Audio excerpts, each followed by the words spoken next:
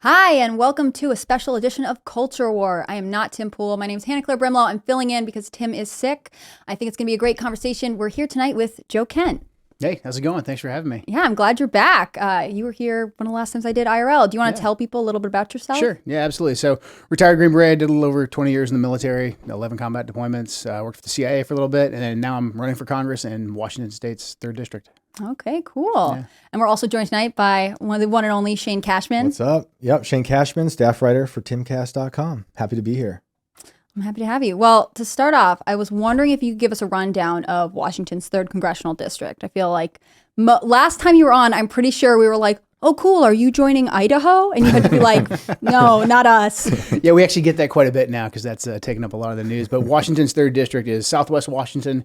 So we're just kind of in the shadow of Portland, Oregon on the northern side of the Columbia. We go all the way out to the Pacific Ocean and then a little bit to the east in the Columbia River Valley and then kind of up north almost to Olympia. So it's still a very rural district, timber country. Our major city is Vancouver.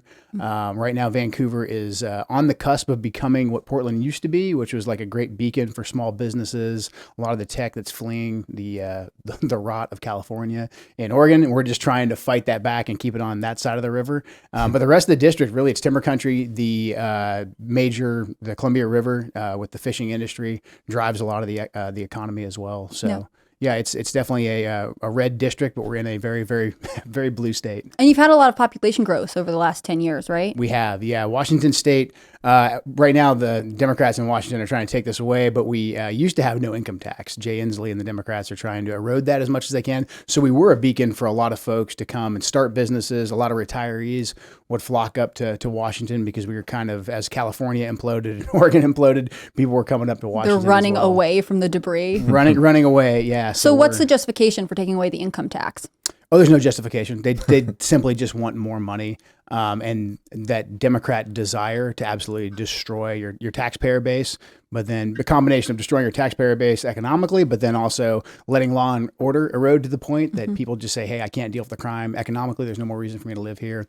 Jay Inslee will say things, the Democrats will say things like, oh, we need to get housing equity for everyone, just general kind of lofty pie in the sky talking points. Yeah. But really at the end of the day, they're just putting more money in their own pockets. And are you having to deal with the homelessness in Portland and Seattle? Does that affect your district? Oh, certainly. Because you're sort of right between the two. We're right between the two. I mean, Portland we sort of share a metropolitan area with Portland. A lot of folks that live over on the southern part of the district, they used to, pre-COVID, a lot of them used to commute into Portland. Mm-hmm. But the homeless issue and just really the anarchy that post-2020 came out of Portland, came out of Seattle, it's definitely affected the district. And then also the wide open southern border. I mean, Seattle, Portland, these are sanctuary cities. The state is a sanctuary state. So the uptick of violent crime, fentanyl deaths that we've had, it's just been off the charts. The homelessness has absolutely exploded.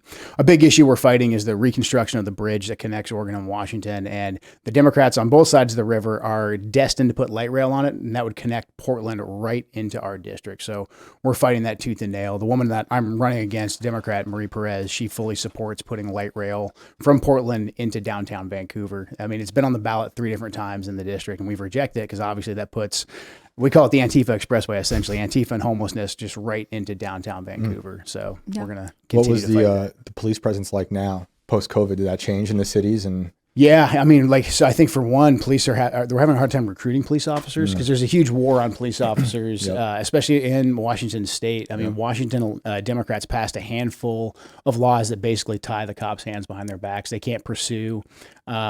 We, for a while there, had basically no limit on how much drugs you could possess individually. So again, this became a sanctuary for drug dealers, for the fentanyl trafficking and all that. And so COVID as well, with the mandatory vaccines that Jay Inslee put on all of our first responders, that took away from police recruiting. And then also just a lot of guys are saying, like, why would I go risk my life when I actually can't go make a difference? And if I do try to make a difference, I'm going to be, villainized and potentially have my livelihood taken away from me. Yeah. So do you think it's time to, I think you called for this the last time you ran for Congress, but an immigration moratorium? Is that how we address some of these issues? Well, we have to fix the southern border. I mean, like right now we had, I think, 5 million illegal immigrants that we know of.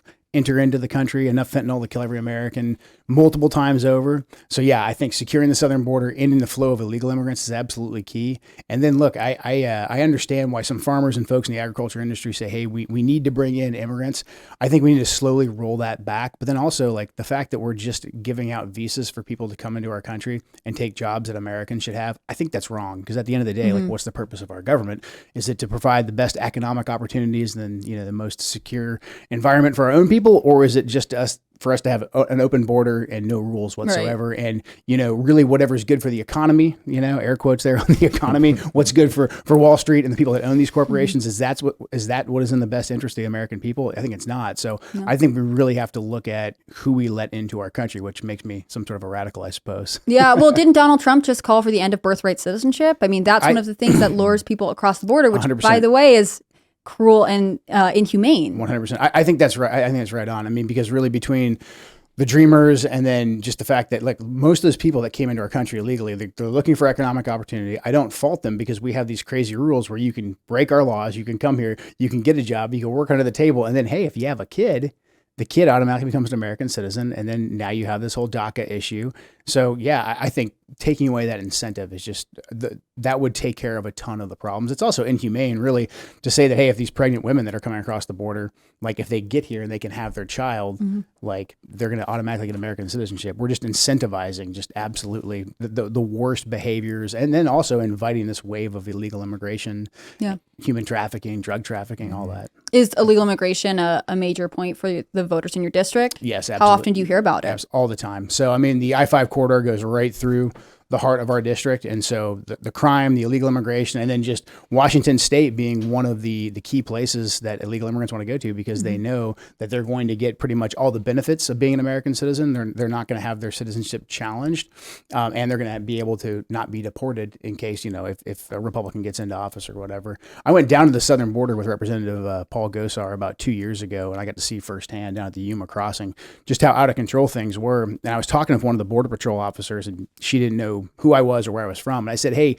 once all these illegal immigrants leave, because there was a ton of them in Yuma, they were filling up every single hotel. And I was like, once they leave this border area, where do they go? And she was like, without missing a beat, she was like, the ones that are here and in California, they all go right up I-5 to West Coast sanctuary cities because there's so many to choose from. And I'm like, yeah, that's our district because we're right between Portland and Seattle. So whenever I talk to law enforcement too, they just talk about the amount of fentanyl, the amount of illegal immigrants they're dealing with, and the fact that they're getting zero support right now from the federal government whatsoever. Yeah, that's wild. Yeah. Do you think that you could ever count on the federal government, or do you think you'd have to take action as a state to really get the fentanyl crisis under control? I think that it's tough for Washington because I think unless we drastically change the state, we're going to have sort of a activist culture in Olympia, in our state capital. So I do think we need the federal government to come in and at least stop the bleeding, so to speak, like stop the flow of illegal narcotics coming across the border, especially the fentanyl. I mean, right now we hear from Biden and all these Democrats that like the number one threat to American citizens is like Vladimir Putin or, racism or something like that, when in fact, like, the number one killer of Americans is fentanyl coming across the border. So for our federal government not to be taking proactive steps, I just think that's incredibly wrong. And regardless of what side of the fence you're on, I don't see why everyone's not screaming at the top of their lungs right now at their elected officials to say like, I'm paying all this money to taxes. We all just paid our taxes back in April, right? So it's like, where's my money going if it's not going to at least stop the murder that's being conducted on the southern border and then flowing into the entire country? Yeah, it feels like it should be the bipartisan issue of the year. Do you think the people in the cities even care? Like, are they leaving the cities and going out to the more rural areas? Yeah, they are. They are. So that's good. That's what same thing we were seeing in New York, where like they're leaving the city. Exactly. But I feel like they're still voting the same way. Is that something? That's something we're fighting. Worried about? No, it's definitely something I'm worried about for sure. Yeah, 100%. I mean, especially a guy like me. I lost my last election by less than a percentage point. So it's going to be a hard knife fight. And do these people who are fleeing some of these cities, do they remember why they left? And then a big thing for us too is, can we mobilize folks that we know share values with us? We had about 60,000 Republicans who voted Republican in 2020 that just sat out 2022, which is kind of typical. People like don't tend to vote unless there's a top ticket, unless the presidential race is going on. If we can change that culture, especially for these municipal races that happen this year, the school boards, all the non-sexy things, but that affect people's day-to-day lives. Yeah. If we can start flipping some of those and getting our people to vote, we literally could change the entire country. That is one thing I was thinking about post-COVID. people should hopefully be learning that the people, the politicians closest to you are the ones you really need to be paying attention to. Yeah. Obviously, vote for everyone, but they're in control of your life. 100%. Like you watch the way they shut down our schools and for kids, your jobs, that was terrifying. So we have to make somehow make that more appealing to people. Be like, you really got to vote in these elections because they matter more to you than when we do the IRL after show, sometimes people call in saying, I'm discouraged. What should I do? And the answer is you should keep voting because your sheriff elections, your school board elections, those things really matter. And it's where your voice is heard, even if your state doesn't flip entirely. Yeah. Go to your city council meetings, go to your school board meetings. Those are really important. I mean, especially in a state like Washington, and this is coming everywhere. We just passed SB 5599 in Washington state. And that basically means the state can take your children away from you if you're not if you're not affirming their gender. So if the school indoctrinates them up to the point where they're confused about whether they're a boy or a girl, and they say, hey, my mom and dad don't support this, the state can basically kidnap the kids away. And so we've actually it's pretty inspirational. We've had a couple of different school boards at the local level that have said, I will not do that. Like the parents are who I communicate with first and foremost.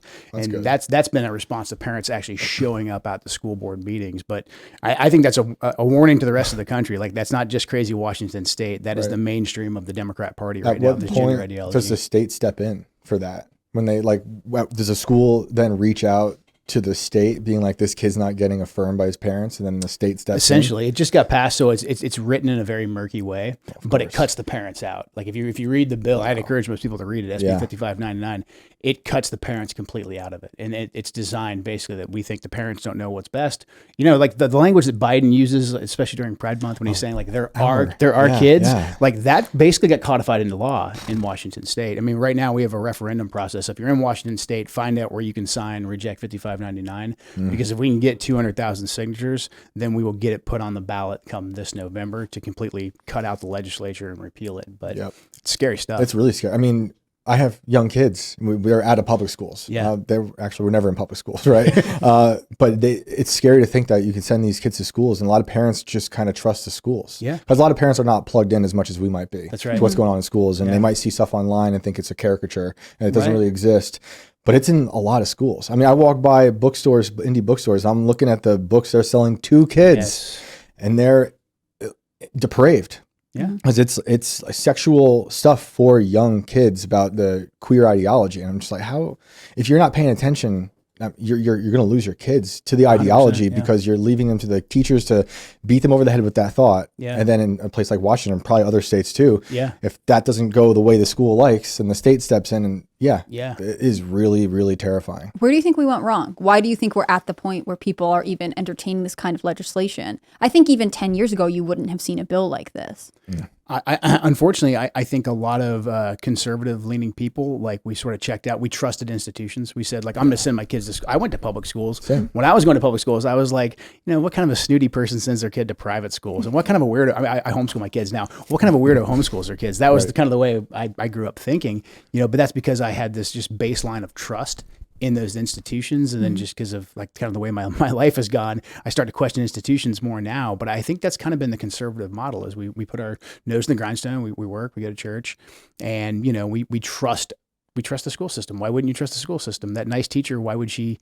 want to groom or indoctrinate my child? But then you see what the left did in the universities in particular, and they specifically targeted education. They targeted the libraries, and so now they've had this total control. And people for years didn't show up or even know they could show up at their school board meetings, their city council meetings.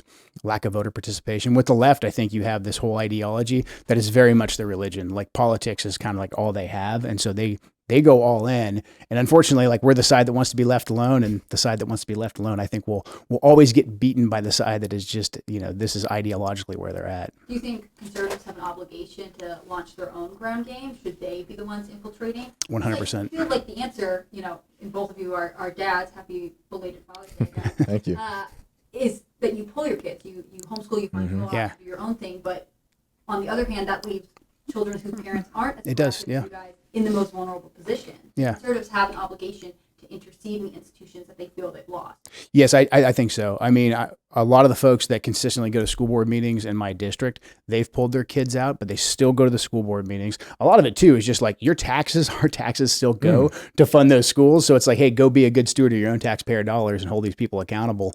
But yeah, I think you're right. We you need to protect your kids, obviously, first and foremost, but then also realize that, look, if we just completely let these guys go, a lot of parents who probably share values with us, but just like economically, they can't afford it. Both parents are working, they're busy, like they put their kids in those schools. We can't leave those kids behind. So I think we got to continue to fight on that battlefield. That was the one pleasant way COVID backfired on, Yes. on the authorities and the elites, right? Is Very like much. a lot of people woke up to the idea of, whoa, we can't trust any institution. Yeah. You know, which is, that's a beautiful thing. Yeah. It's unfortunate that it took that to happen, Yeah. but I saw a lot of people who were also in New York, unplugged from politics, you know, when they were young parents. Yeah.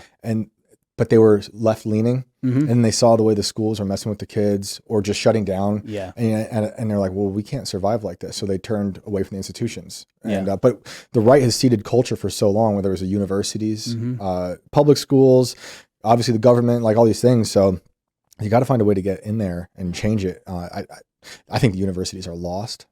It's tough. I was a professor for a long time. Oh, yeah? Oh, yeah. Yeah. So in New York too. And wow. I mean, I saw a lot of crazy stuff that they were teaching. I just taught writing classes, but like yeah. you see a lot of history being taught in a certain way, you know, you're skewed a certain way, Yeah. right? And or talking about the cultural evolution a certain way, in like a positive way instead Yeah. of a negative way. So they're producing like this is a factory of these ideologues. And I don't know how you're going to change that. Yeah. 'Cause I remember being in university and taking a communication, gender, and culture class. And, you know, you get these questions and you know there's an answer they want you to give, but you question it. And if you want to get a good grade, you write the answer down. And Right. If you want to be true to who you are, you take the failure, which when you're spending a lot of money on university, that's a very hard position to be in. Yeah. And I think that's really the problem. You wear kids down from having, or young adults even, from having their own critical thought and being able to fight back, because instead of rewarding those who push against the system, Yeah. we look for compliance, which is, I think, Yeah. anti-American. I don't feel like that's Oh, yeah. American value. Yep.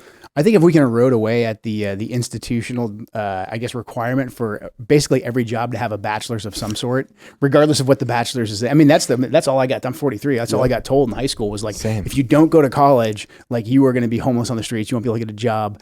But they never said like what to get a degree in. It was always like, just go get a degree. Just go there. Pick something that you like and just go there at any cost. Yes. Mass amounts of debt. Yeah. Called on. Yeah, unpopular conservative opinion. I don't fault a lot of the people that are in a bind right now of college loan debts. It's because like they did exactly what they were told, you know, and now we're going to come back later and be like, sorry, sucker, we were wrong. Like, you know, pay up, you know, like it's just, it seems incredibly unfair. But then also like, if we can change that part of, I guess, like the regulatory system as far as corporate America goes, or even in the government, like when I get to Congress, I don't want to have a degree to work in my office. Like if you have experience and you have drive, like that's it. That it doesn't matter where you went to college, especially to do something like work on the Hill. It's not exactly like rocket science.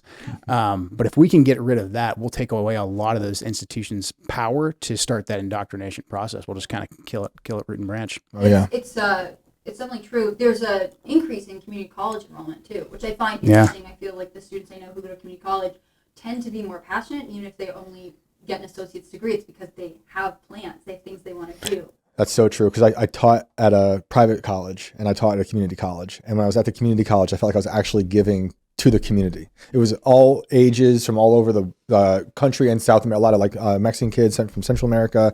And that I felt like I was actually, these kids are going to go back out, or adults go back out into the world and do something. At the private school, it's just like, we're just here because we've been told, and we're not taking anything that seriously. And My parents can afford it, you know, right, whatever. yeah, and it felt like it just went nowhere. I mean, I'm sure there's some students that did something with it, but that was the thing though. Like I feel bad having left it, as horrible as it was, as I was trying to give them like an alternate view on history or writing or freedom of expression.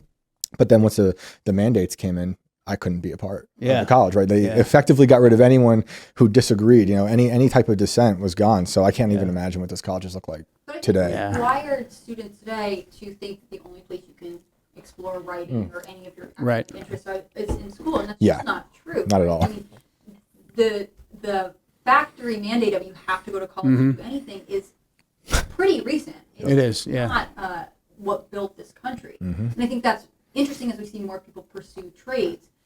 We have a snobbish culture that says if you go to trade school, if you go to community college, you couldn't make it anywhere else. But really, I think more often than not, it's the people who are in college who couldn't make it working. Right.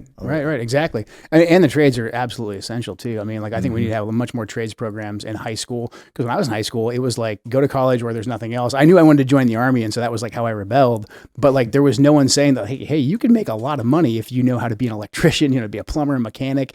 And that's true. Most of my friends I live around now, like, these guys work in the trades. They make really good money. Most of them are their own bosses by the time they're in their like mid 20s to 30s. They just kind of go independent. So it's a huge, I think, bridgeway to actually having some real freedom. But I think there's a huge tie-in there too with what we're talking about with immigration. I mean, we have this issue that our ruling class, left and right, they always want to import workers that take away jobs from American citizens. So you always hear like Bernie Sanders and some folks like on the, I guess, the more populist left that say we need the minimum wage, we need to fight for workers, but they'll never touch immigration because they know they're always going to undercut the actual American worker and import cheap labor, whether it's illegal immigration or whether it's like H-1B visas to work in the tech sector. That's been another big issue in our district, is the tech sector.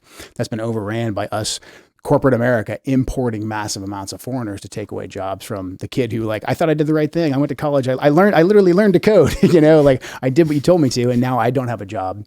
So I think without fixing the immigration component, I think it's going to be very challenging for us for all these different trades programs to actually have the effect they're supposed to have. And you think that the left would argue the same thing from their own perspective, right? Yeah. If you really want other countries to thrive and do well, you wouldn't rob them of their best and brightest by immediately importing them to work in our tech sector. If you're a foreign student, you come get a degree in America, the best thing you can do for your community is to return home. And instead, we're like, no, never leave.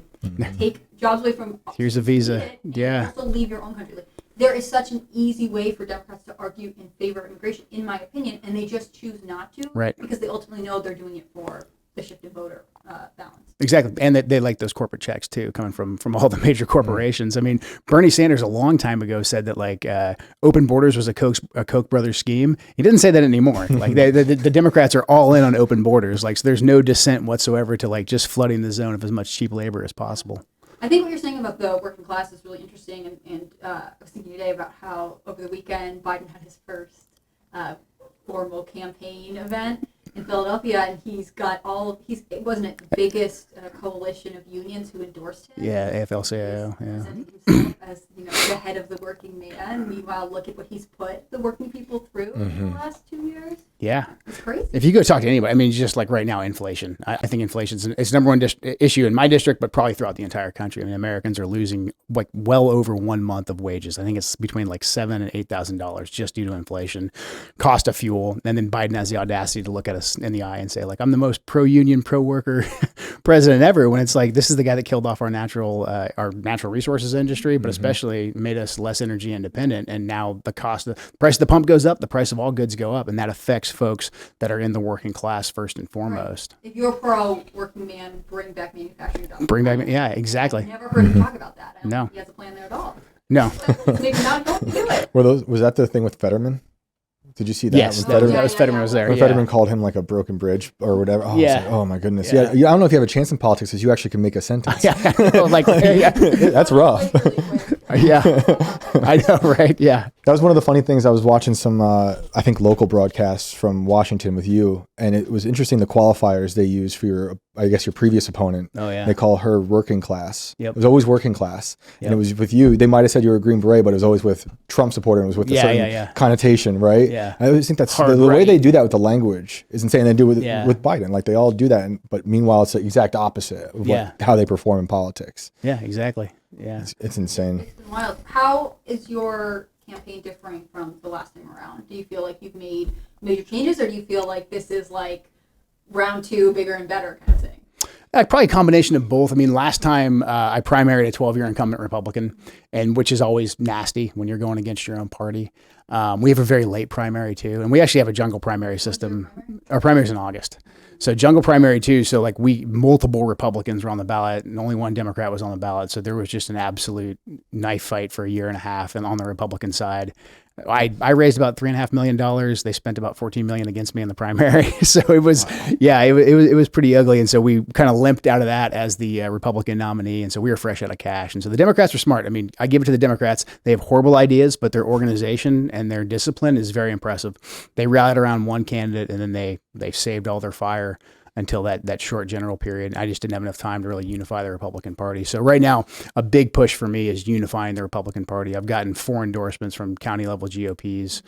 Should have another one here pretty soon. We only have 7 counties in the district. So unifying the party is big. I'm already doing outreach with a lot of the more moderates. 12-year incumbent, she had some supporters. There were some people that were very loyal to her, were very not happy with me for taking her down. But right now, really what I'm doing is highlighting my opponent's radical record, because she'll say, I'm working class, I'm a moderate, all these types of things. She could say that last time because she didn't have a record. This time, she's been voting for the last 6 months, and there's not a lot of daylight between her and like Pelosi and Hakeem Jeffries and these guys. I mean, what we're really trying to do is highlight her record. I mean, she voted to let biological men into women's spaces and sports. I mean, she's just bad vote after bad vote. So we're going to really just continue to highlight that, how radical she is. Do you think she is representing people in your district, or do you think she's playing to like Seattle and maybe the more blue areas in your state? She's got a tough balancing act, because in order for her to get funded, she has to take votes. Like if you look at her record, like I said, it's very much an activist type of record, especially when it comes to like the gender ideology, everything regarding the economy, crime, border security. Like she does not, I mean, she just voted to make 29 million Americans felons with the pistol brace ban, while at the same time she says like, I'm a pro 2A Democrat. It's like, well, you just said these guys deserve to have the ATF kick in their door, so yeah, it's, I think it's challenging for her, and she has chosen not to be moderate whatsoever. I think she's relying heavily on her getting a lot of money and then having a lot of friendly left-leaning media that's just going to throw out, they're going to say moderate, and they're going to say, working class enough that it sticks. Just, it's the game they play with me too. Like he's a right-wing extremist or whatever.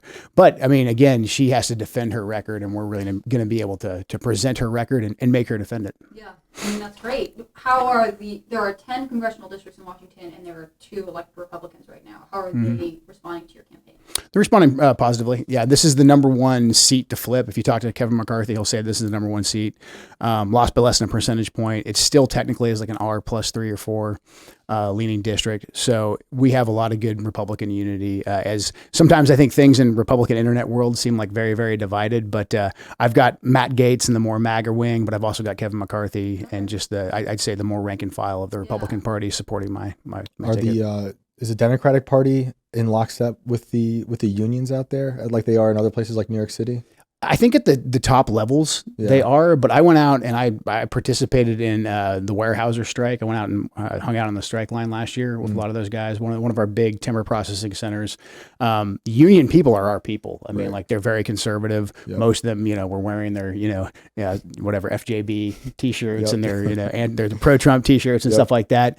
I think that a lot of them are starting to get it a lot more. That's why I think you see Biden and the Democrats relying heavily on things like the PRO Act, where they want to force union membership, because right now, like a lot of these unions at the more senior levels, AFL, CIO, they're endorsing the party that is 100% in lockstep with Wall Street, with shipping away jobs overseas, everything that we talk about that affects blue collar people.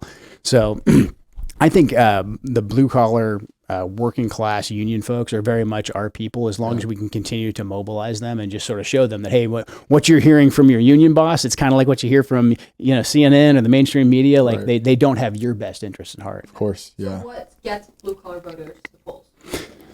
Right now, I think the 2 big things is the economy. Obviously, what inflation's done. The very basic question of like, are you better off now than you were 3 years ago? I mean, I think that one kind of answers itself. But then also, I mean, a lot of Republicans are saying that we should shy away from the culture war issues, but literally the Democrats right now want to send biological men into your women's locker room. I mean, they want to have state-sanctioned kidnapping. And again, what I like to point out all the time is that this is not the fringe of the Democrat Party. If you look at, especially in Congress, who voted to let men into women's sports, every Democrat did. There wasn't one who was like, guys, I can't do this. Maybe he said that behind closed doors and they were like, no, you're going to get your butt out there and you're going to hit no, like to prevent the Republicans from blocking that. So I think that that's going to bring out a lot of folks over to our side. I think so too. Look at what happened in Virginia with that last governor election. Moms really showed up because they realized how terrible. It surprises me that Republicans wouldn't embrace culture war issues. Look at what happened to Bud Light and Target. Yeah. Right? Obviously, this is motivating. Do you think it's like a lot of people just don't want to confront it? Because it's when you look at what this is going on, it's like how could it be that depraved? Just a person who's working regular job. Yeah. It's hard to stomach some of this stuff. Like we're saying state sanctioned kidnapping. That's what it is. I mean, New York was trying to pass a law to take you out of your home if you were a threat to your community through health. right? Like, and put you in a camp. It didn't pass, but they've been trying to pass that same bill for 10 years or something. And when you tell people that, you sound like a lunatic. But I'm like, this is the document from the website, the government website. It literally says that. I think a lot of people just don't like to even acknowledge that that's a reality. So somehow you got to like tap dance around it, but also be like very bold about it. You know, it's like, depends who you're talking to.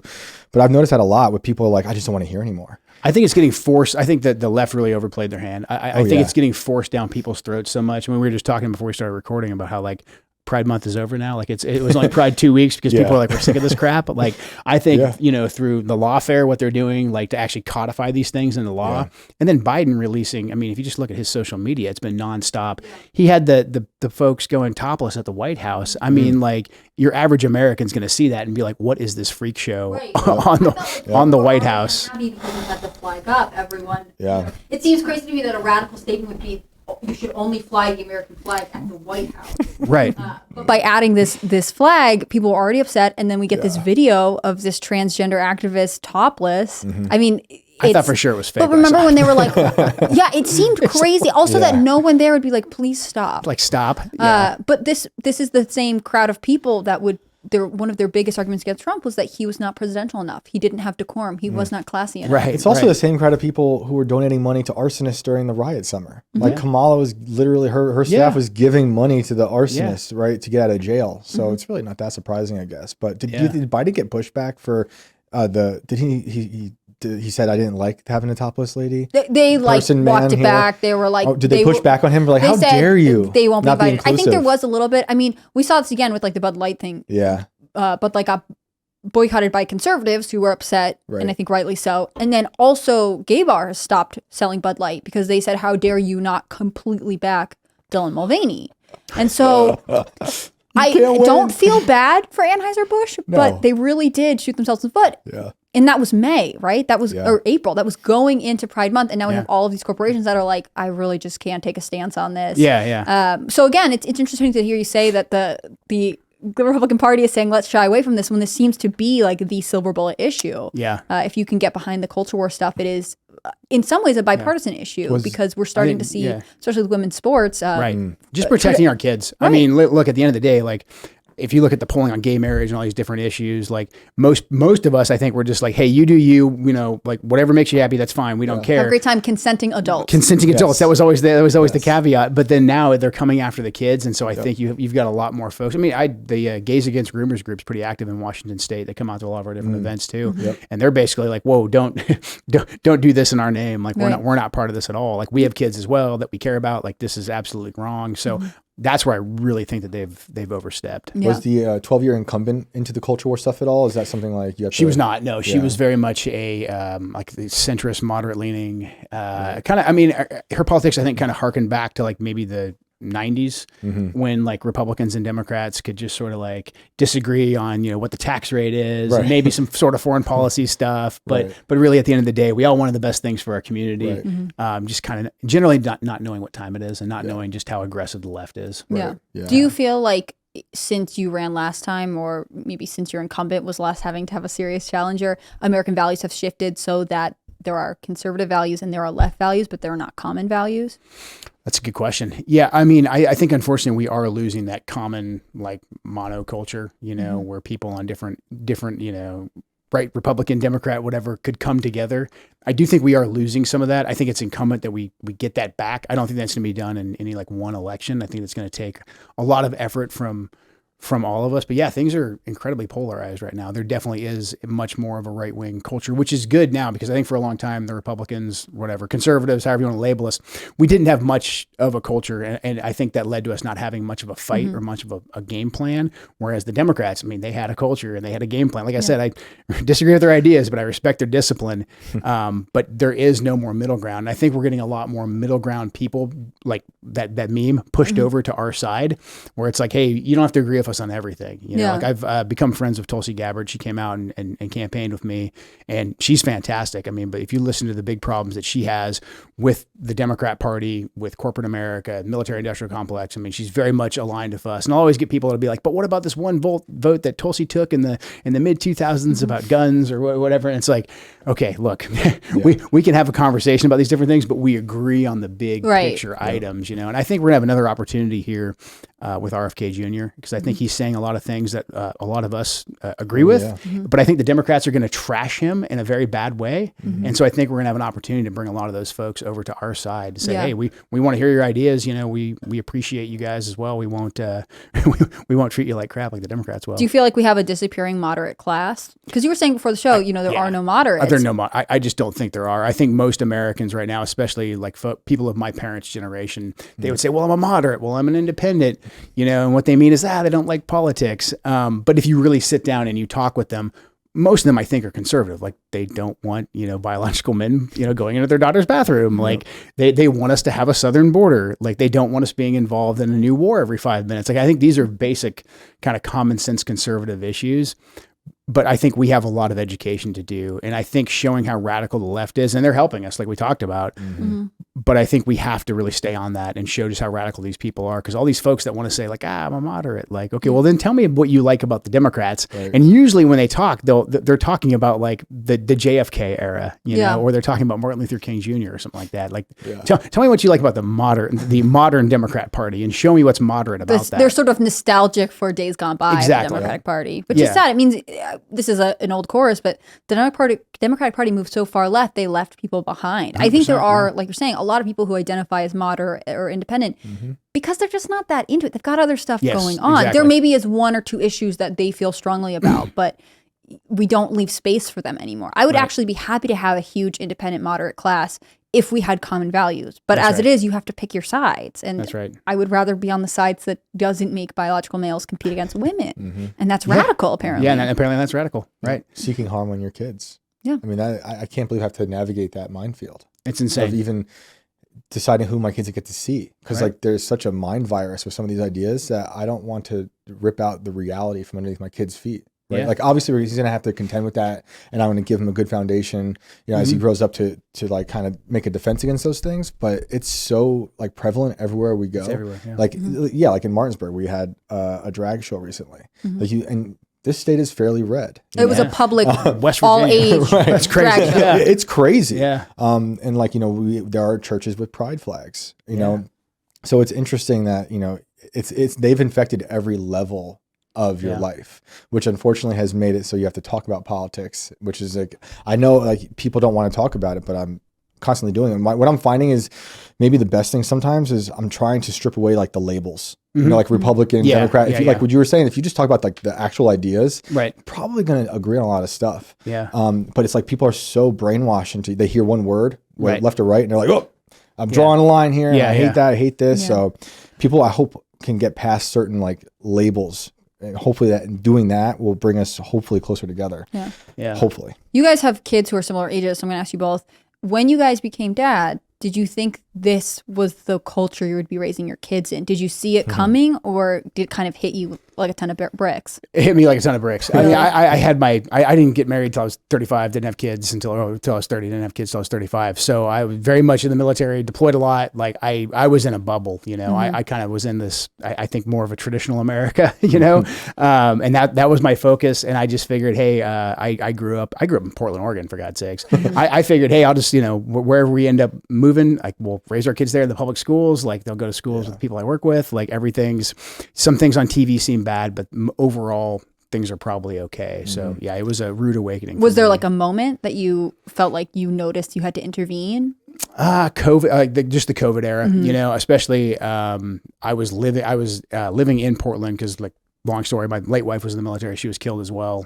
She was killed in the military. And so I moved back to Portland briefly.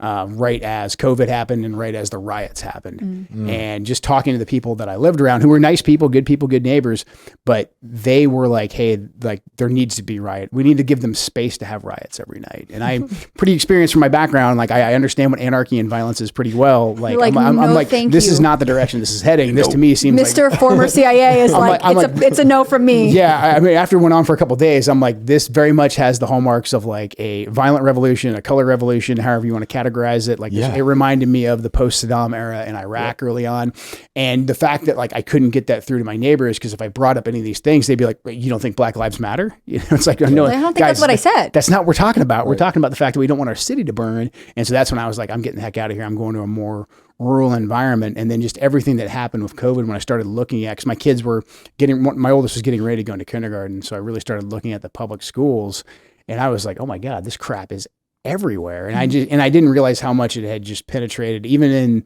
the rural school districts, but they still are controlled by the state to a certain extent. They're obligated to meet state standards. Yeah. That's the thing about being a parent. I mean, you really can't, as a parent, you can't just sort of like tune things out. You kind of have to start paying attention. Oh yeah. It's funny because we closed on our first house that we bought on the day that New York locked down. So it was like we inherited this mad world with this new house, and now is outside more than ever, like going to get stuff to work on the house. And so you're seeing these lines of people spaced out, and it was like dystopian. And we moved to this area because the schools were good, like the school rating. So we still were buying into public schools, but they're good, they're well rated, right? We'll be fine. And then when COVID happened, you know, I was just one of those people like, oh wow, I can't trust even that. I can't trust anything. And also my wife was pregnant with our daughter during that first COVID summer. So then you're seeing the hospitals turn into these tyrannical places where like I might not even be allowed to when I met Shane, he had told me, well, I brought handcuffs in case they wanted me to leave the hospital. I could just handcuff myself to my wife's hospital bed. I was going to chain it was crazy. And they happened to lift it right before our daughter was born. So all those things made me realize like, well, we have to first get out of New York because I have no control over my family here, you know, like, and not even like the state level, the local level, it was all pretty bad because we were still fairly close to New York City, just an hour outside. So yeah, that definitely changed the way I saw most things, most institutions that I thought I could trust. And I was a professor, like I said, so I quit that because COVID destroyed that, and then I wasn't going to go through with the mandate to get the vaccine. So yeah, then watching how people reacted, like play dates changed. You know, people all of a sudden didn't want to hang out. Oh yeah, we lost lots of friends because I didn't denounce, or you know, I didn't denounce Trump, or I didn't put a black box on my Instagram, you know, or I didn't get the vaccine, and now my kids were a danger to them. So we're very happy there's flaws everywhere, but we're very happy here compared to where we were. For sure. If you took a stand, you actually spoke out a little bit. You found out who your friends were pretty quick. I mean, you guys deal with this all the time because you give your opinions out. But same thing when I started running for office, I was like, oh, those people were actually my friends. This one's not so much. I think my friends who don't agree with me just like willfully turn a blind eye. They like me as a person. They're just like, we'll let you go on your podcast and do whatever you need to do. So when it's interesting to hear you both say basically COVID was this moment. And again, you're young parents, so that makes sense. You're having to confront these issues, but why is it then, if we have people like you who are waking up to the dangers of these institutions, everything's gone wrong, what happened during midterms? Why did we not see this red wave that we were promised? I think, unfortunately, there's still a lot of folks that are hoping that somebody else will take care of it. You know, that like, and also I do think, I mean, there's some nuts and bolts stuff. Like we had a low turnout, you know, they spent a bunch of money against me, all that type of stuff. I do think there was a lot. But it wasn't just you. I mean, there were lots of races that we felt like we'll probably see that one flip, and it didn't. It was not terrible, but you know, not the best. We only have like this is thin majority in the House, and we didn't even take the Senate. So I do think there also was a lot of happy talk about like, there's going to be a red wave, And so, I mean, I run into people in the district all the time who are like, hey, did the election happen yet? Like, I thought you were in there. Like, didn't you win? And I'm like, you know, did you, they're like, oh, I'll vote for you next time. I didn't vote this last time. I mean, I hear that all the time. And so it's like, I do think there was a false sense of security. I think that do you think there's apathy too? Like people, definitely apathy. I feel like even in myself, 100%, I want to believe the system. Yeah. I don't trust it. That's another institution that's just out the window. So I wonder if that's a thing. Oh, definitely. I mean, post 2020, you know, and we've been doing massive unsolicited mail-out ballots and machines and all that stuff in Washington State for a very long time. And so I hear this from conservatives all the time, like, I'm not going to vote because it's all pointless. And I'm like, well, if you do that, you're making it so they don't even have to like pull any kind of shenanigans. Like you still, you still got to vote. If nothing else, vote out of pure spite because they're trying to demoralize you right now. Don't let them have that win. This is the best campaign slogan of all time: vote out of pure spite. Vote out of pure spite. I'm just saying, like, don't give them that easy win. You know? Yeah, I agree. I mean, I was at Kerry Lake's election trial, the first one. Yeah, and you're watching them, the machines. It was ridiculous. And to me, I feel like I was in a different reality because I'm there with other writers from different papers, and they're looking at it like, well, they did nothing wrong and the machines are all perfect. Carrie's crazy. She's crazy. Yeah. I'm like, are you watching the same thing as me? Like, we are in an alternate dimension. Right. And I'm watching, and I go outside. I remember walking and see this older man who had peeked into the election and left. And I asked him, I was like, what'd you think? He was like, it's everything I thought it would be. And I couldn't tell what side he was on. Yeah. And he just was like, Carrie's just an insane person. You know, that she's lying about this and that. Like, I don't think people are really listening to what they're saying about this stuff. So when it comes to me and voting, I have a hard time trusting, you know, how they're dealing with the voting these days. And that demoralizes a lot of Republicans. It's really rough. But I agree, you have to go out and show force, like, by voting and be like, show up, you know, do your vote, and then we can complain about it later and hopefully change these things. But not trusting other people to do it is why we're in this situation now.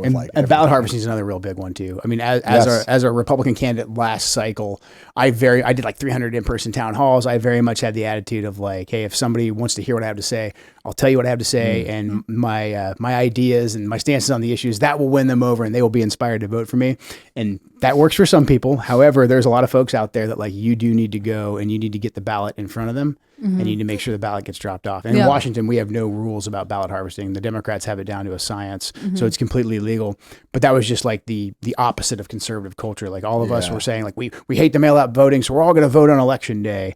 You know, but actually show up. You have to show up then. You got to show up. Nothing can happen. You can't have a scheduling conflict, sick kid. But we had 3+ weeks, I think almost 4 weeks to collect the ballots. The Democrats were out there every day hustling, collecting ballots, and Republicans weren't. I wonder why this isn't something Republicans do with their young people. I mean, I regularly hear of young conservatives, you know, 18, 16, whatever. You could send a 17-year-old who sees themselves as the future Republican to go collect ballots. I mean, the question from a lot of young people is, how do I get involved? And that's the first step. And I don't understand why we don't see more conservative young people or organizations that champion conservative young people organizing these things. This is the key way that we fight back, because that's what Democrats did first. I mean, they always make the young people take care of their ground game, because what's more convincing than a bright-eyed 19-year-old being like, please, let's do whatever the Democrats think is good. Yeah, exactly. And that's how you win. I wonder, sorry, go ahead. Oh, no, we're working on that right now. So we've actually had a good deal of leadership changeover in like the county level parties.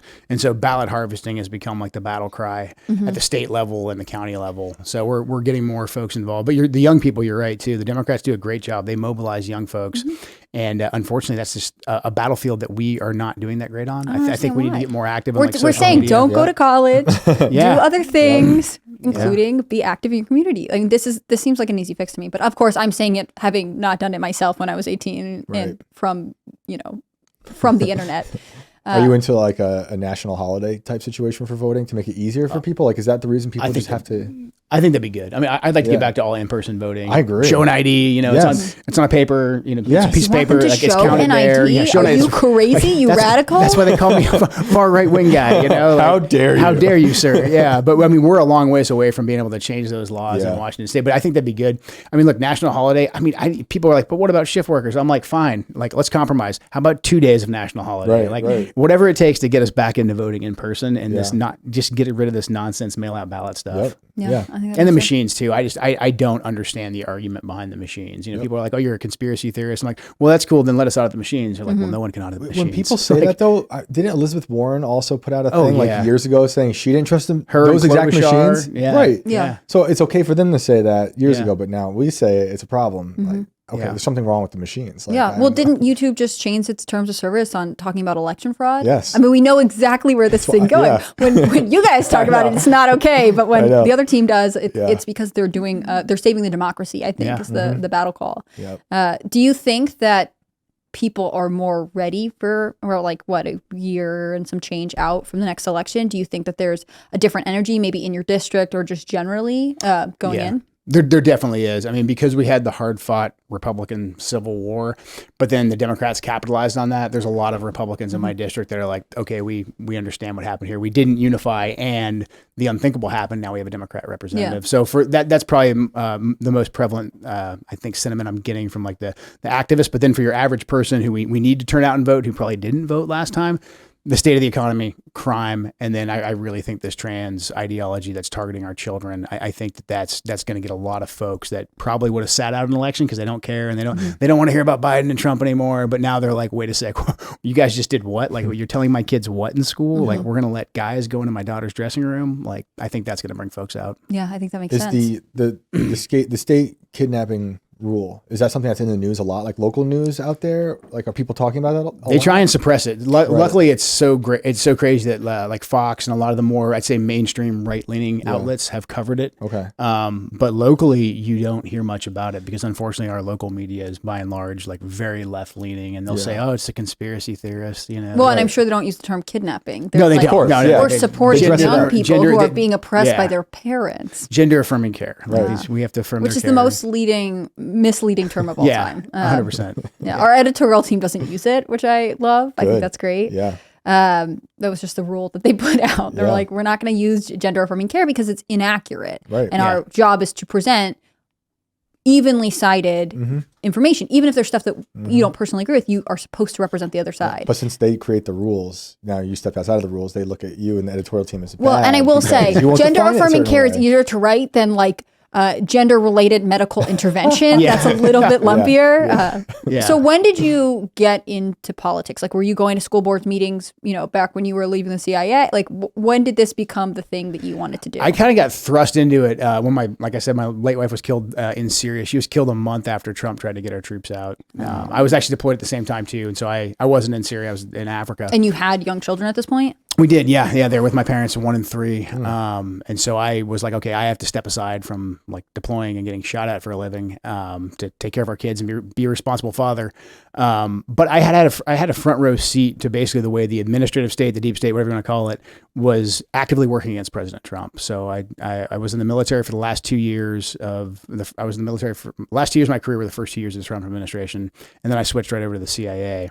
And so I got to see like the DOD, State Department, CIA, a lot of these folks at the mid to senior levels basically just say, we don't care what the commander in chief has to say, which to me was a shocker because I'm here. I am a guy thinking that like I've been around for a while. I've been in for 20 plus years. I remember when Obama came in, I didn't vote for Obama. I didn't like Obama, but there was no part of me that thought like, well, we're just not going to do what the president says. Because who did you enlist under? I enlisted under Clinton. So I went in 98. Yeah. So I served all through Republicans and Democrats. And it was the first time you had ever. This was the first time. Yeah. 100%. Absolutely. I mean, when Obama first came into office, I had just switched over from being an enlisted guy to being an officer. And, you know, we got read the riot act because I was at Green Beret and they were like, hey, we know a lot of you guys didn't vote for Obama, but like, remember, he's the commander in chief. And a lot of us were kind of insulted. We're like, of course, like we took an oath to support and defend the Constitution. The American people might not have picked the guy that I like, but of course I'm going to salute and move out and do my job. Right. When fast forward 8 years later, Trump comes in, and there was a brief, I think, honeymoon period with Trump, especially because ISIS was so out of control, where Trump was like, okay, we're going to kick these guys' asses. And so there was some, there was some desire to like, you know, support the president when he was saying like, we're going to go and we're actually going to continue to fight. We're going to fight even harder. So Trump took the gloves off. We beat ISIS. We took away all the ground they controlled. But then Trump did the unthinkable when he was like, yeah, and we're getting our troops out because that's what I ran on as a candidate. And that's when the entire system melted down. And so I got a front row seat to that. And so after my wife was killed and I decided to resign, I had an opportunity to meet Trump at Dover. And I just told him, I was like, you know, you don't know who I am, but I've been fighting these wars for 20 plus years and you're getting it right. I became a Trump supporter. It recently got some more coverage back in the primary when Trump went after Jeb Bush on the debate stage, and he was like, your brother lied. We got it wrong. I was like, man, I have no idea how the guy from The Apprentice gets it. Like, I don't know how the game show guy gets this better than all the so-called adults in the room, but I'm hooked. I like that guy. Sometimes I wonder it's because he felt like he could say it, whereas everyone else was like, no, we've got to play nice 100%. And we can't talk about it. Yeah, the beauty of an outsider, who's somebody who's not just emotionally invested, but then also the financial interest. Like Trump knew that like he wasn't getting a fat check from Lockheed or Raytheon anytime soon, so he was free to go after it. So, you know, when I actually met Trump, I just told him like, yeah, you don't know who I am. I've been fighting these wars for 20 plus years. You're right. Like your gut instincts don't listen to what you're being told by all the people in the Beltway. Yeah. And I thought nothing else was going to come from that conversation, but his team reached back out to me a little while later. And so I did some advisory stuff with Trump, worked on the Trump 2020 campaign, Veterans for Trump. So when like the Atlantic magazine said Trump hates all the Gold Star families and stuff, I do the rebuttal. You were like, no. And I was like, nope, actually, you know. What is that like as like someone who worked closely with Trump to hear that he's anti-military, whatever else? Do you just throw it out, or do you feel like you have to really undo some sort of terrible rumor? I like to defend it because I think, especially if you look at Trump's record of actually like respecting the American people and the American military enough to not have us bleed out on every single foreign battlefield, like that to me, like I don't care what your record is. I don't care like if you were prior military or whatever. Like if you think that we should continue to be involved in all these different wars, like you're not supporting the troops. Like whereas like Trump at the end of the day, he's the guy that said, like, we don't need to be in all these different places. We need to put our own country first. So I like to set the record straight. And the guy's also very compassionate, very caring, which I got to see that side of him. Not a lot of people did. So, yeah, I think it's good. But I like to talk, like, substance, because there's a lot of people right now that are just like, oh, you know, the world was crazy under Trump. And it's like, well, actually, no, it really, point it out to me. Tell me how it was crazy. Exactly. Tell me how it was crazy. And especially, is it crazy for us to be out of these foreign entanglements? If you look at the fact the guy started no new wars, the situation in Ukraine is a great example. I mean, it was peace through strength. It wasn't just Trump's bravado. Yeah, like some of that helps, I guess. But at the end of the day, Trump made us energy independent. He blocked through diplomatic measures. He blocked Putin from being able to have a pipeline right into Europe. And so Putin straight up didn't have the money in the bank. But Putin also knew that Trump wasn't a globalist. Trump had zero desire to expand NATO every 5 minutes up onto his border because Trump was worried about America. Yeah. So those things I think are important to really point out, especially as we're trying to, I think, develop a new ideology on the right that's not just the Bushes and the Cheneys, especially with foreign policy. I think it's really important to have those discussions and ask people what they think and why they think it, especially the guys that are like, hey, we need to be involved in this war in Ukraine, or, you know, pick a country. You know, Lindsey Graham wants us to go to war there. Knowing what you know now about the military, having been in it so long, has it like, do you want your kids to be in the military at some point? Like, has it changed the way you saw that? It's a tough question. That's actually my least favorite question. I'm sorry. It was just no, you're good. Good job. I think that's a great question. I grew up at a military base, and I looked up. I was raised by cadets mostly. You know, my parents were coaches, and someone asked me this question the other day, and I was like, I go back and forth. Yeah, no. As it is now, I'm like a no. Right. Yeah. But there's so many pros to having been in it. I'm sure. So see, for me, it was all I ever wanted to do. Was like, so I highly recommend for people that they have that dream. You got to chase your dream. Yep. The military there's still good parts of it. You just got to be very deliberate. Yep. However, right now with the Biden administration, I have told people like right now, if my kids were 18, I would say just go do something else. Yeah, it's not going to go anywhere. Let's get Biden out of office and then go back in. The way that when Biden came in and he basically said we need to have an extremist stand down because half these people that I've been sending off the war for my entire career. I mean, Biden's voted for every single war as long as he's been in office. He just comes in day one as commander in chief is like, and it turns out half of you guys are Nazis, you know, and then the vax mandate, you know, and then the nonsense in Afghanistan. That's what scares me. It's just such a disgrace. And then him putting in all the different diversity, equity, and inclusion czars at every level. Like I've seen the decay of even the military academy. Yeah, you know, over the years, and how my parents have been coaches, seeing what they're teaching crazy stuff at that school, which is baffling to me. Right. Yeah. At West Point, right? At West Point. But then I also look at it, you know, when someone asked me that question, I was like, well, you learn discipline, right? I looked up to these kids, growing up, these young soldiers, and they had a discipline and a work ethic that I didn't see anywhere else, right? Outside of that place. Yeah. So that's the pro I saw. My brother enlisted when he was the summer he turned 18, he'd still to finish senior of high school. But what he said at the time was like, I am not going to make it in college. I don't want to go. I'm going to fail out. I'm not interested in being there. Right. And I want to be somewhere where I feel like I'm learning skills and developing as a person. And he enlisted in the Marine Corps, and it really did change his whole life. I think for the best. He did ultimately feel like he was getting passed by people who had gone to college and didn't keep going. But it is an interesting question because in today's day and age, I remember at the time, the conversation in our house was like, well, don't deploy. We don't want you to deploy to Afghanistan, which he ultimately did. But if you were going to, if we're going to invade Mexico and defend the southern border, maybe that would be a worthy cause. Exactly. Right. Which we weren't going to do. Yep. But I think it's an interesting question because military recruitment is down. way People down, don't yeah. want to be in the military. Yeah. I've always wondered if that is part of the progressive culture's anti-military sentiment. And I see it so often where, especially young liberal women are like, I don't respect the military. And I get it. There's a lot of issues and it's complicated, but it seems bizarre to have a blanket statement like that, especially when it comes from what to me is a classist perspective. They're saying that basically they look down on you because they think they're smarter than you 100%. are, which is sort of crazy. Oh, it's really Yeah, crazy. and we're having a crisis now of recruiting because like that same pool of like young patriotic Americans who want to go forth and fight for their country, they right now are saying like, wait a sec, these are the same people that look down on me, that talk down to me, that are doing everything they can to destroy our culture and our way of life. Like, how about no? How about I'm not gonna enlist? And you're getting generational military families that are telling their kids like, maybe wait, maybe don't go in right now. And that's and they wonder why, like, oh, why is recruiting down so much? And then a big issue too that doesn't get covered as much as recruiting is retention. I mean, the military runs on professionals. Our military now, because we don't have a draft, it runs on professional soldiers. And the vast majority of guys I knew who were going to stay into 20, 25 years, right when Biden came in, after about a year, they were like, I'm done. So, as soon as I can get my retirement or as soon as I can see a window for me getting the heck out of here, I'm gone. And that's experienced senior special operations guys. Same thing with my friends that are pilots. I mean, the crazy thing is Biden inherited the most battle-hardened military that we've ever had, because every other war we fought up to the global war on terror, we had to have a draft and then we had to like demobilize it at the end of the war. We had the same, like I did 11 combat deployments. I don't know very many people that did just like one or two. We had a group that went over consistently, and Biden inherited that, and he is in just 3 years, not even 3 full years, he has gutted that. Yeah.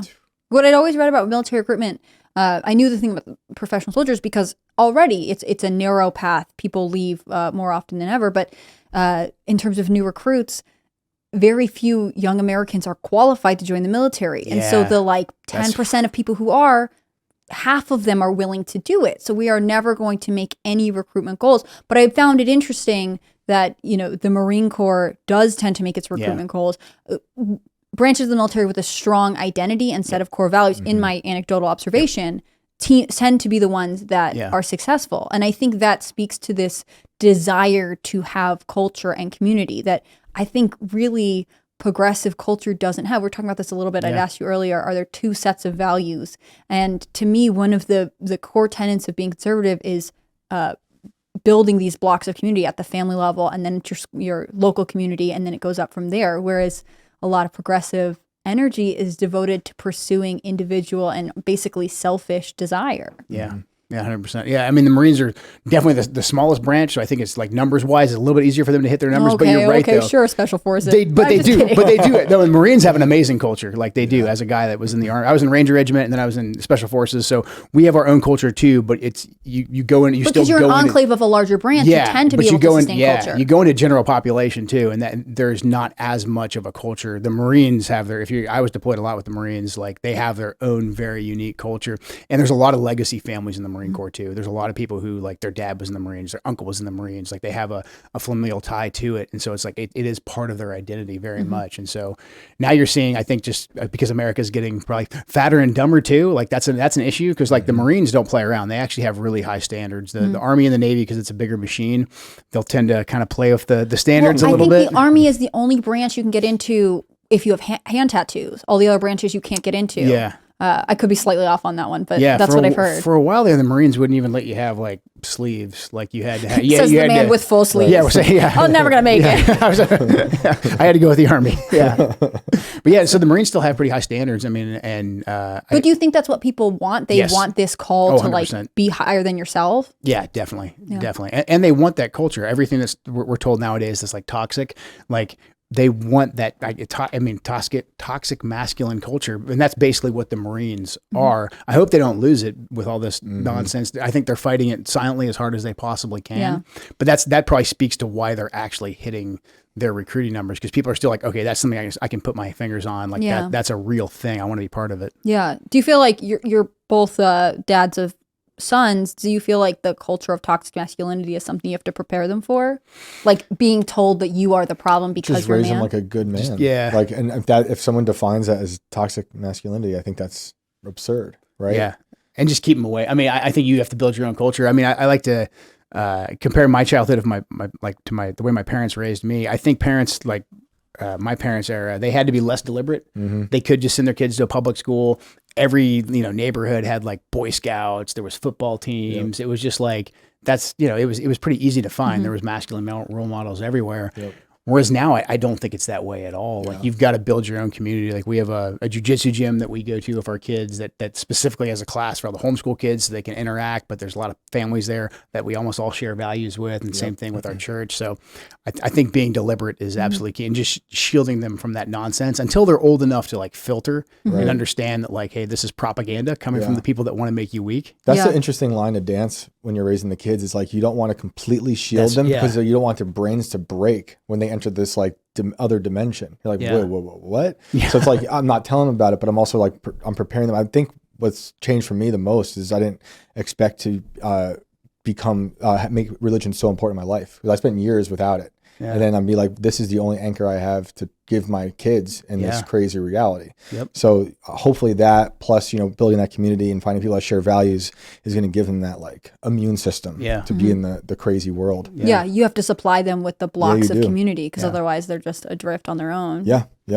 It's crazy. That was one of the bigger changes that came through me. Like my wife was a Christian and I was not until recently. Right. Really? And I was like, I need this for me, but like my son who's 7 has been a Christian longer than me, right? Which is funny. That's awesome. But like I knew that needed to happen because it was getting so dark in the world that I keep saying it's like a non-reality. And having that like a God-centered life was the only thing I think I know that is going to give him and my daughter a future to like, ward off all this crazy stuff. 100%. I think the churches are definitely key. I mean, I grew up going to church, but I never considered myself to be like an overtly like super religious person.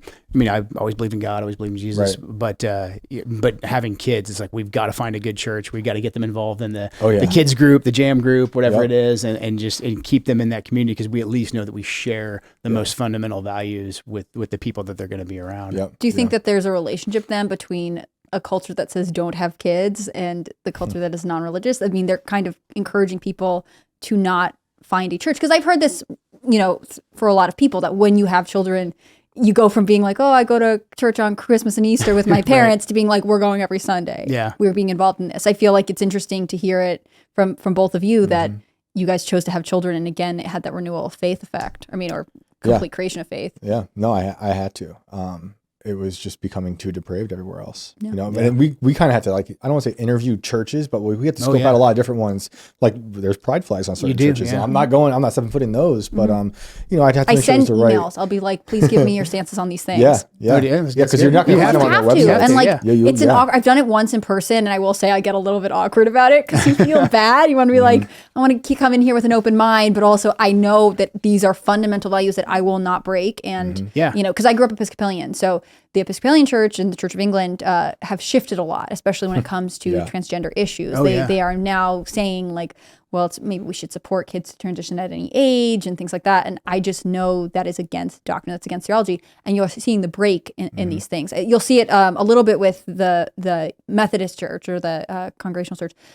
They're starting to split. And it began with the conversation around gay marriage. And culturally, that's been the fastest changing issue in our generation, right? Like most people are like, have a great time, be married. We can't force churches to marry you, but if you want to be married in the eyes of the state, we don't care about it. But if you have a fundamentalist view of marriage, then, it begins these conversations about like, well, what is marriage? What is gender? What is sexuality and things like that? And churches are really falling apart at the seams as they try to debate these things. I think seeing a lot of people who cared the least about lockdowns were also ones that didn't have kids. So I saw a lot of people who were like, just let the government steamroll all of us. But meanwhile, we're like, you're almost you are hypersensitive to all this tyranny because your kids are literally losing their future.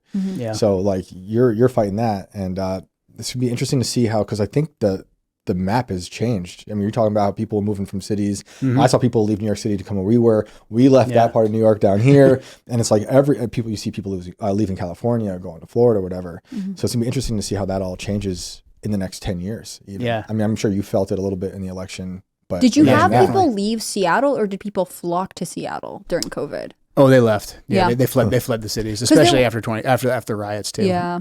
Yeah, big time. There was a big exodus out of Seattle, Portland.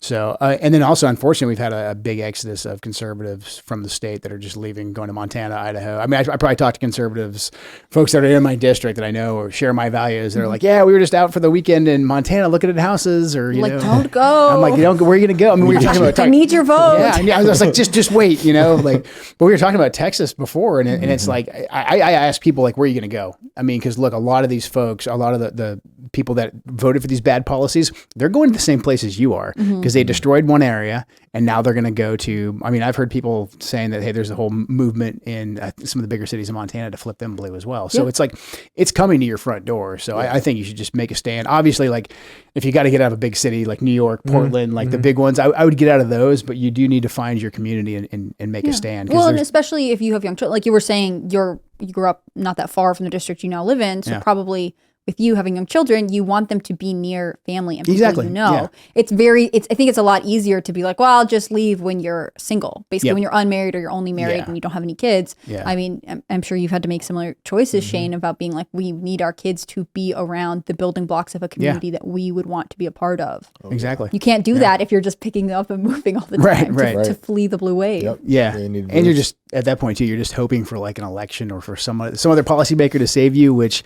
I don't know. I think you should just stay and get involved where you're at and fight. Obviously there's some lost causes here and there, but for the most part, I think people gotta dig in your heels. You gotta make a community. And unfortunately it kind of, you know, it's a lot more work because you have to be more deliberate, but it is, I feel much more connected like right now with my community. And I feel like if we continue to be deliberate in the way that we are, like our kids will grow up in a great environment. Yeah. Yeah. That was one of the other kind of great things about COVID is like, I had to really set an example now for my kids. Yeah, exactly. Like I didn't talk politics publicly.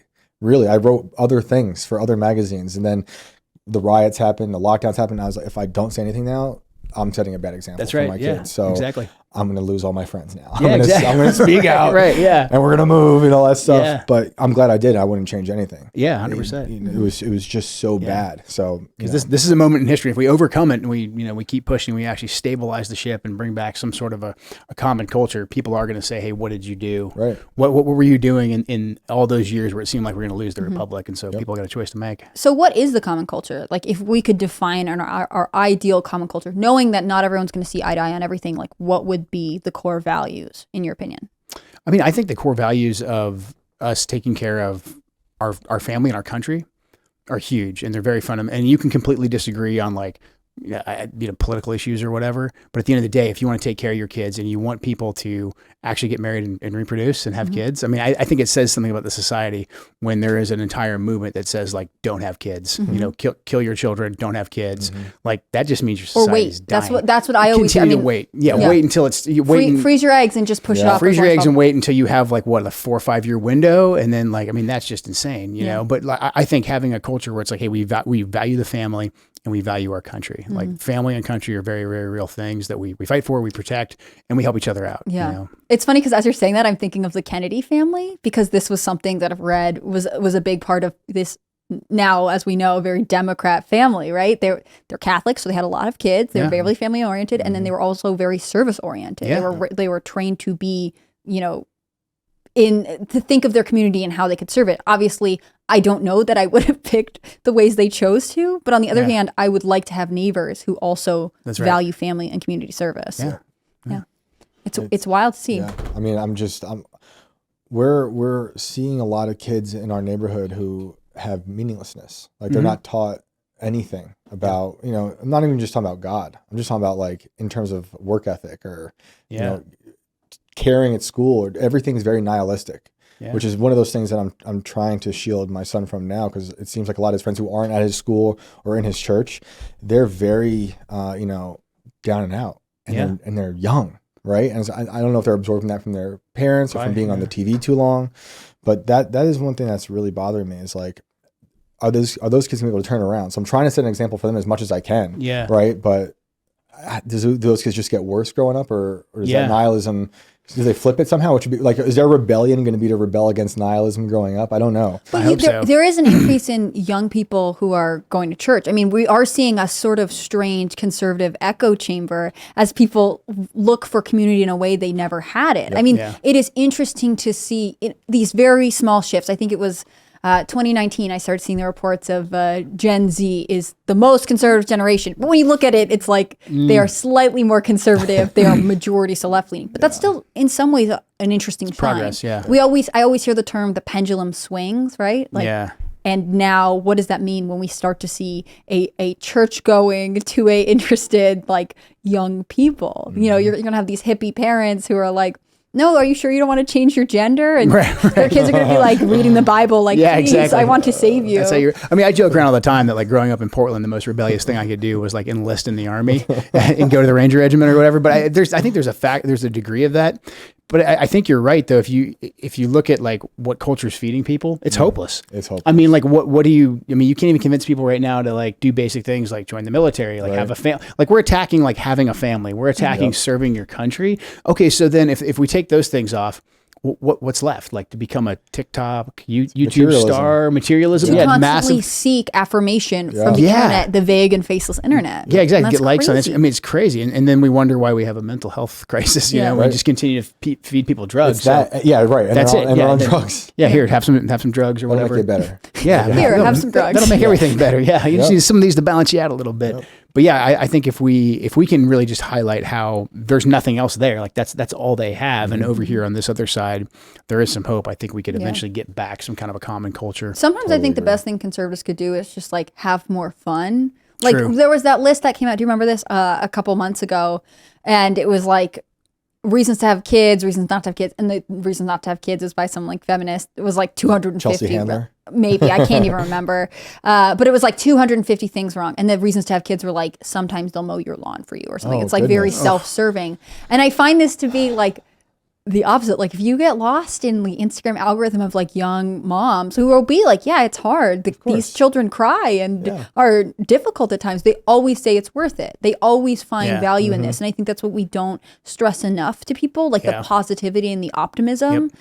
Even when, you don't have the freedom you might have when you're young, enjoy it while you're young, but then don't feel like having children or even a step back, getting married. I think so many people look at marriage as this trap, that you are suddenly shackled to this person who is just always going to be a disappointment to you. And that I mean, I'm not married, but that can't be true, right? No, it's sad. Yeah, it's sad that people think that way. Yeah. And I think most of that's just propaganda too. Because if you look at just like none of us would be here if people didn't get married and reproduce and have kids. Like the human. Oh, they're figuring out a way. Well, they're figuring out a way. Yeah, no, I'm gonna get downvote. I'm against that. Yeah, they got CRISPR or whatever now. It's terrible. No, my heart unfolded infinitely after getting married and then having kids, like hearing your kids like voice and laugh for the first time. So I try to have hope despite all of the darkness, because it's dark. But having those kids and having a wife, it makes it all like you're fine, And I think of my grandparents who they fled terrible stuff, like they fled like the pogroms, right? Or then they came here and they were raising kids during all the assassinations of the 60s. So I know like it's bad, and it's bad now too, maybe worse in other depraved ways, but you have to have that like. I think that's the big threat to this culture of like serve the self and look for affirmation online. If you have core people who you love and whose opinion you value, your spouse, your children, your family, the people you actually interact with every day in your community, then you don't need the affirmation of hundreds of thousands of online followers who don't really know you. Right. Exactly. And I think that structure of having this dopamine injection in your pocket every 5 seconds is sort of one of the biggest challenges to family and moving forward, because if you could find value on the internet, which is not real value, then you aren't wiring yourself to seek it in real life. Yeah, no, it's very true. Yep. I'm really lucky. My parents, they just had their 45th wedding anniversary. So they've been married for a very long time, had lots of kids. And it's funny, like the older you get, the more you realize, man, my parents actually had it figured out. Like when I was a teenager, I thought they didn't know anything. But I bet they didn't. Like that's the craziest thing. I think so many people feel like they have to have life figured out to move forward. Yeah. There's an anxiety about it, but really like you figure things out as you go along. These things are you're supposed to build community around you in a positive way, right? Yeah. And that's part of it, having someone who you figure out life with. Exactly. And my parents were always just like, well, find someone that you love. and then have kids. Like, and I was like, what kind of advice is that? Like that isn't, what do you mean? Like, what about my career goals and all that other stuff? But like now that I'm in my 40s, I'm like, they were right. Actually, that's like the most simple, basic advice. Figure out all the other stuff, you know. But then other than that, like that's the really important thing, is building a solid foundation of family. It's the greatest risk I ever took, was taking that leap of getting married and having kids. And meanwhile, I'm surrounded by a lot of people who they're just, my friends from like college are just now having kids. Yeah. You know, I've been a dad for 7 years now, but now they're starting late, but they have to like get all these other things in order first. Yeah. And I was like, when we had a kid, we only had a few $100s in the bank, right? We left with very little. Yeah. And I was driving all over New York to work at various jobs. But we made it work. Yeah. Right. And people keep telling me, oh, I don't have enough money. I'm like, trust me, like you will make it work somehow. Yeah, you'll never be fully ready. Nothing. There'll always be something else. Exactly. Well, and that's what I hear a lot with all of the steps towards, let's call it adulthood, even though I actually don't like that word at all. I do feel, we were talking about this earlier with student loans, like I feel sad for people who are like stuck with these massive student loans because they were told this is the way forward, right? I mean, similar to the military, it's also true of like firefighters and everyone else, like people join unions. There were steps that people were supposed to be able to take to join the middle class and to have these like moments of the American dream, buying a house, being able to start a family, being able to like leave your kids a little better off than you were, right? And now it is a depressing state of the world to be like, I don't know if I'm going to be able to buy a house, and this one millionaire is saying I make avocado toast and that's why I can't, you know what I'm saying? Yeah, exactly. It's just, it is a difficult thing to go into. On the other hand, you shouldn't live in fear of them. You can make things work. You can make things better. Yeah, you can make it work, but we do need to hold accountable the people that sold that dream out. I mean, because literally the environment that like our parents were raised in is completely different, because at the time you could leave college, you could leave high school and get a decent paying job you could support a family on, but that all got shipped overseas for the most part, and then all the other institutional rot that I think really just a lot of greedy elites have taken advantage of. Now it's like we're at this point where it is very, very challenging. I mean, people can make it work, but you're right, it is very challenging. If you played by the rules and you went and took a bunch of student loans, like now you kind of are screwed. Like you're not going to be able to purchase a house or start a family at the same time that your parents did. So kind of like all their old advice, it's like, I can't bootstrap my way out of this one. I mean, maybe you can, but like good on you. But for the most part, everybody can't. And then like your traditional institutions of like, well, then you can just join the military. And it's like, well, great. Well, what am I getting myself into now? Yeah. So I can see why it's dark out there for sure. It's hard. I think it's so interesting to see like, we had this generation of learn to code, but now it's like learn to farm, learn to like be an electrician, learn to wire something. Like then you would be able to buy a house right now because you'd be making actual money. And that was a secret that we did not talk about, because again, we were sold this idea that like, well, college is really the thing. After all of these steps towards trying to move into the middle class, it is disheartening, I think, for some people. Look how good the tradespeople did during lockdowns. Oh yeah, those plumbers were killing it. Yeah, like they were great, and the people who went to college and got some BS degree were hurting, waiting for their stimulus check. Exactly. Yeah, exactly. The crazy thing is, it wasn't a force of nature that did it. It wasn't like it didn't have to be this way. And because it was done, it can be undone. I think that's the thing for folks to concentrate on and vote and organize accordingly. Like we can make systemic fixes. It's not going to happen overnight. It's not going to happen in one election cycle.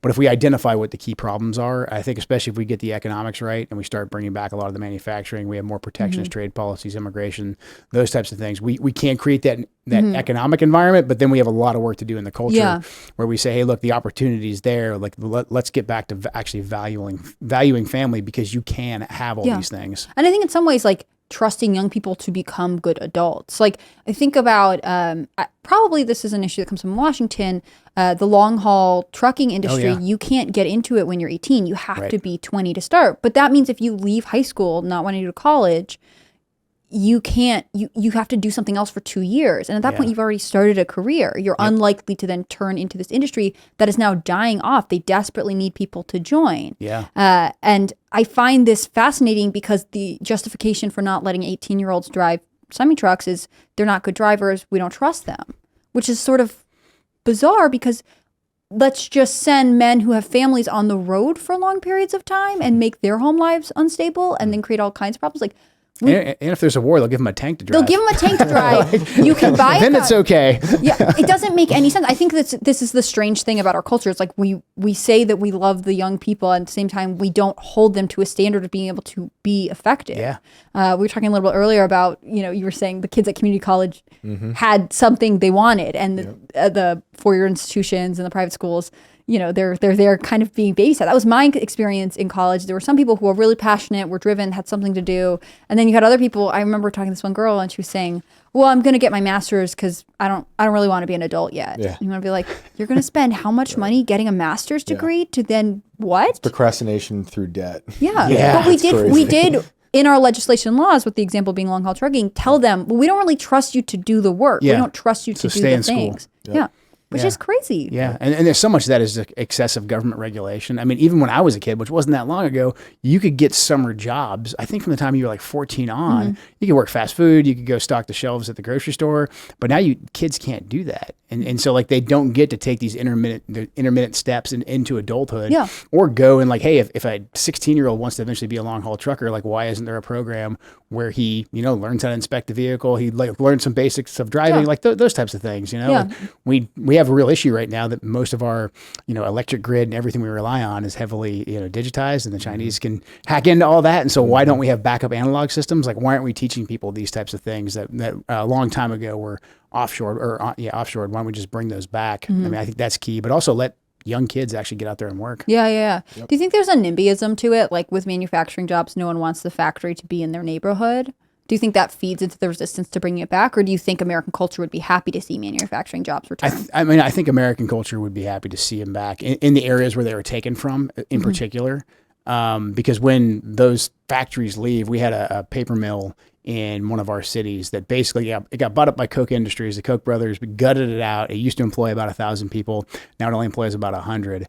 But with that, it's like a vacuum when those leave. It's because it's not just the factory jobs; it's everything that supported the factory. And so you have people who they ran the restaurant across the way for it. They provided the uniforms for the work. Like all of that just gets sucked out in one sweeping blow, essentially. Yeah. So if there was a way to start bringing those jobs back, I think most of these communities would be like, "Oh, absolutely! This is jobs. This is money for our people. This is like this is going to give my 18, 19-year-old a way that he can actually get a job and start saving up for a family." Yeah. And again, I'm going to go back to, I don't understand why the left isn't screaming for them to come back, because as we know, China doesn't observe environmental or human rights standards when it comes to work. So why are we letting them do this? Like, this is the thing that bothers me about, and I hate to get too like partisan about it, but if you're left leaning and you're not screaming to get the manufacturing jobs back in America purely on humanitarian reasons because we are harming children in other countries, then what are you doing? I don't understand. How can you say that you're this compassionate party when you don't hold yourself accountable to a global standard? If we're a globalist world, which I personally hate, then why don't you apply these standards to children outside of the U.S.? It's false compassion. Oh, yeah. If you don't already know. Financial incentives, too. I mean, this is why we got to flip the paradigm on like the conservative side, where conservatives are like, we can't go after these big businesses because if we do that, we're socialists and we're communists. Like, well, these guys are destroying the country. And the vast majority of them are hardcore, progressive, woke, globalist Democrats. And they're not doing anything for the country. They're benefiting from our system. They're shipping our jobs overseas. They're using hedge funds like BlackRock essentially to rob us of our pension funds, and then they're investing it overseas. Like, so what are they actually doing for the country? So I think if we can actually flip that paradigm on the right, and then also, I mean, the left is like the progressives, the squad, all these guys. It's like, okay, so now you guys are pro-war. You don't want to go after the major global corporations. Like, you don't want to protect American jobs. Like, what are you progressive about? And then they'll just put up a rainbow flag with a little trans thing on it. And like, that's my work here is that's done. the one thing I got. I want to send men into your daughter's bathroom. Like, that's okay. I guess that's where the progressive left is at. It's wild. Yeah. It's men into harassment, but then also we talked about the migration issues earlier. I've known people to pull kids from their school districts because the schools are then opening classes for adult male migrants. And you want to say, like, I don't want to take any risks with my child. Yeah. Like, it's not worth the gamble. And I'm sorry that you, school district, have decided that it is. Right. I think we don't see these things because we're told to question them is to be bigoted or racist or whatever. There's so much fear of these labels that we restrict the conversations we have we suspend logic to allow these things to happen. And it's like kind of a elite privilege too to not say anything about that, because the people that are affected first by all the illegal immigrants coming in, it's the lowest part of the working class. It's the folks that are struggling to get out of poverty already, that have their job undercut by the illegal immigrant. They can't afford to homeschool. They can't afford to send their kids to a private school. So their kids are now in school getting resources taken away from them because now there's illegal immigrants in the school. So, I mean, the Democrats always take the moral high ground and say like, oh, we have to be more compassionate. It's like, well, none of you guys are affected. They're saying you have to be more compassionate. Yeah, they're saying you guys have to deal with this. It's just like with the riots and all that. Most of them are living in gated communities, and they're like, yeah, defund the police. You know, it's like, well, this isn't your shop that's getting busted up. It's not your daughter that's getting assaulted on the streets. You're not paying the price for the choices that you're making. Yeah, that's wild. Yeah, that's why the federal government needs to be reined in. It makes me think of, I was listening to an interview with you recently, or maybe it was a few months ago, but the federal government trying to tell you people in your district they can't take care of the sea lion problem. Yeah. Right. So like they don't What's have your any sea idea. lion problem? Oh, there's a sea lion problem. Sea lions. So so the sea lions come in from the Pacific. Okay. And they swim up all of our main. Would you call it a form of illegal immigration? It is illegal immigration. I mean, they're a predatory species. So because of the Endangered Species Act, the sea lions, like a long time ago in late 70s, got put on the endangered species list, and since then they have drastically reproduced. And they're no longer endangered. They are no longer endangered. Now they come and they eat up our salmon, and so they're an absolute menace to the fishing industry. However, no one's allowed to kill them. Some of the Native American tribes are allowed to kill a handful every year, but when I was a kid, you wouldn't really see them too far east in the Columbia River, but now they swim up all the major tributaries, and they're just out there. I mean, because there's great food sources, so they're just out there chowing down on all the salmon that our fishermen rely on. So it's a big issue, but we have bureaucrats in Washington, D.C. who, number one, want to control how many fish we can actually pull out of the river, who have no idea about how the salmon runs actually work. But then we also have bureaucrats that are like, hey, you guys can't go and take care of this sea lion problem. Bureaucrats who probably have no ties to your state. No ties whatsoever. No, it's all coming from the federal government. There was a time I was covering pretty intensely Maine's lobstering industry because the federal government said this huge portion of the Gulf of Maine you can't fish in. You can't do this during peak season. And they're like, you're actually killing our industry. Yeah. And then a couple months later, Biden had lobster from Maine served at their state dinner. And you want to say, like, you obviously do not understand. Like, you want our product, but you will not let us sustain. You know, I mean, a lot of people who work in these lobstering industries, it's a family business. And I'm sure it's similar with the salmon industry. Yeah. The justification for this in Maine was, there have been deaths of the right whale. That's the breed. And we have to stop it. Well, the deaths only occurred in Canada, and the Canadian government did nothing about it. And they also happened more than a decade ago. So literally nothing caused them to restrict the biggest industry in Maine. And that seems crazy to me. And it sounds similar. Right. With no thought. I mean, I don't want the sea lions to die, but if they're not in danger anymore, it makes sense. There has to be a relationship between nature and people who live there. Exactly.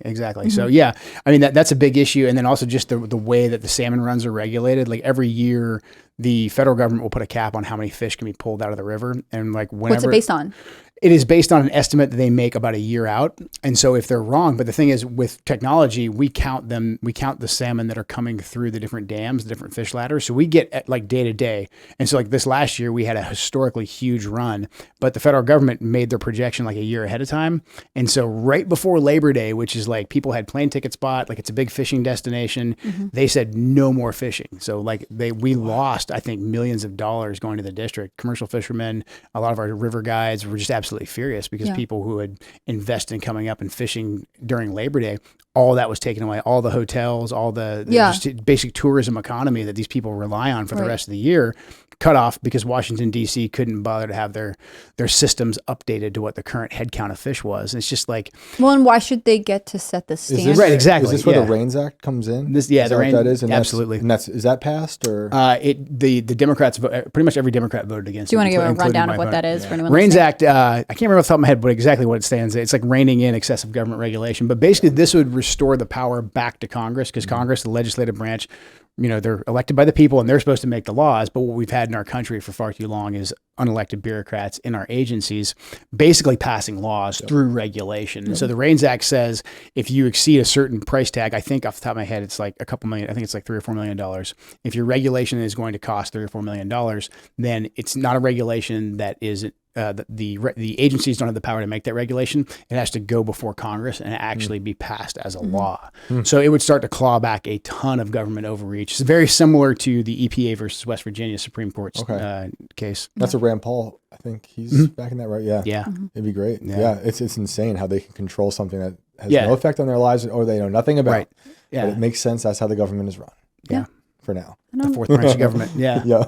Yeah, that it's true. I feel like Washington D.C. is the bureaucratic state of America. There's just so much regulation coming out from people you'll never know or vote on. Exactly, and they know that too. They know that they endure, like they know how the system works. They know how the sausage is made, and like, I mean that's why the fiscal responsibility is another thing we got to bring back. Not only we're running out of money, and that's the main issue, but also it's just like we keep funding all these agencies that basically, I mean, like Department of Defense, like they haven't passed an audit, I think, in the last like 2 decades. Like they can't tell us where our money's actually going. But they would like more of it. But they would like more of it like right now. And if you don't want to give them more money right now, then you probably love Vladimir Putin. So it's just like it's crazy how they find out who loves Vladimir Putin by who won't give them money. Yeah. So I think fiscal responsibility, where we actually make the government present to us like we are going to take in this much money and we are going to spend this much money specifically in these different areas.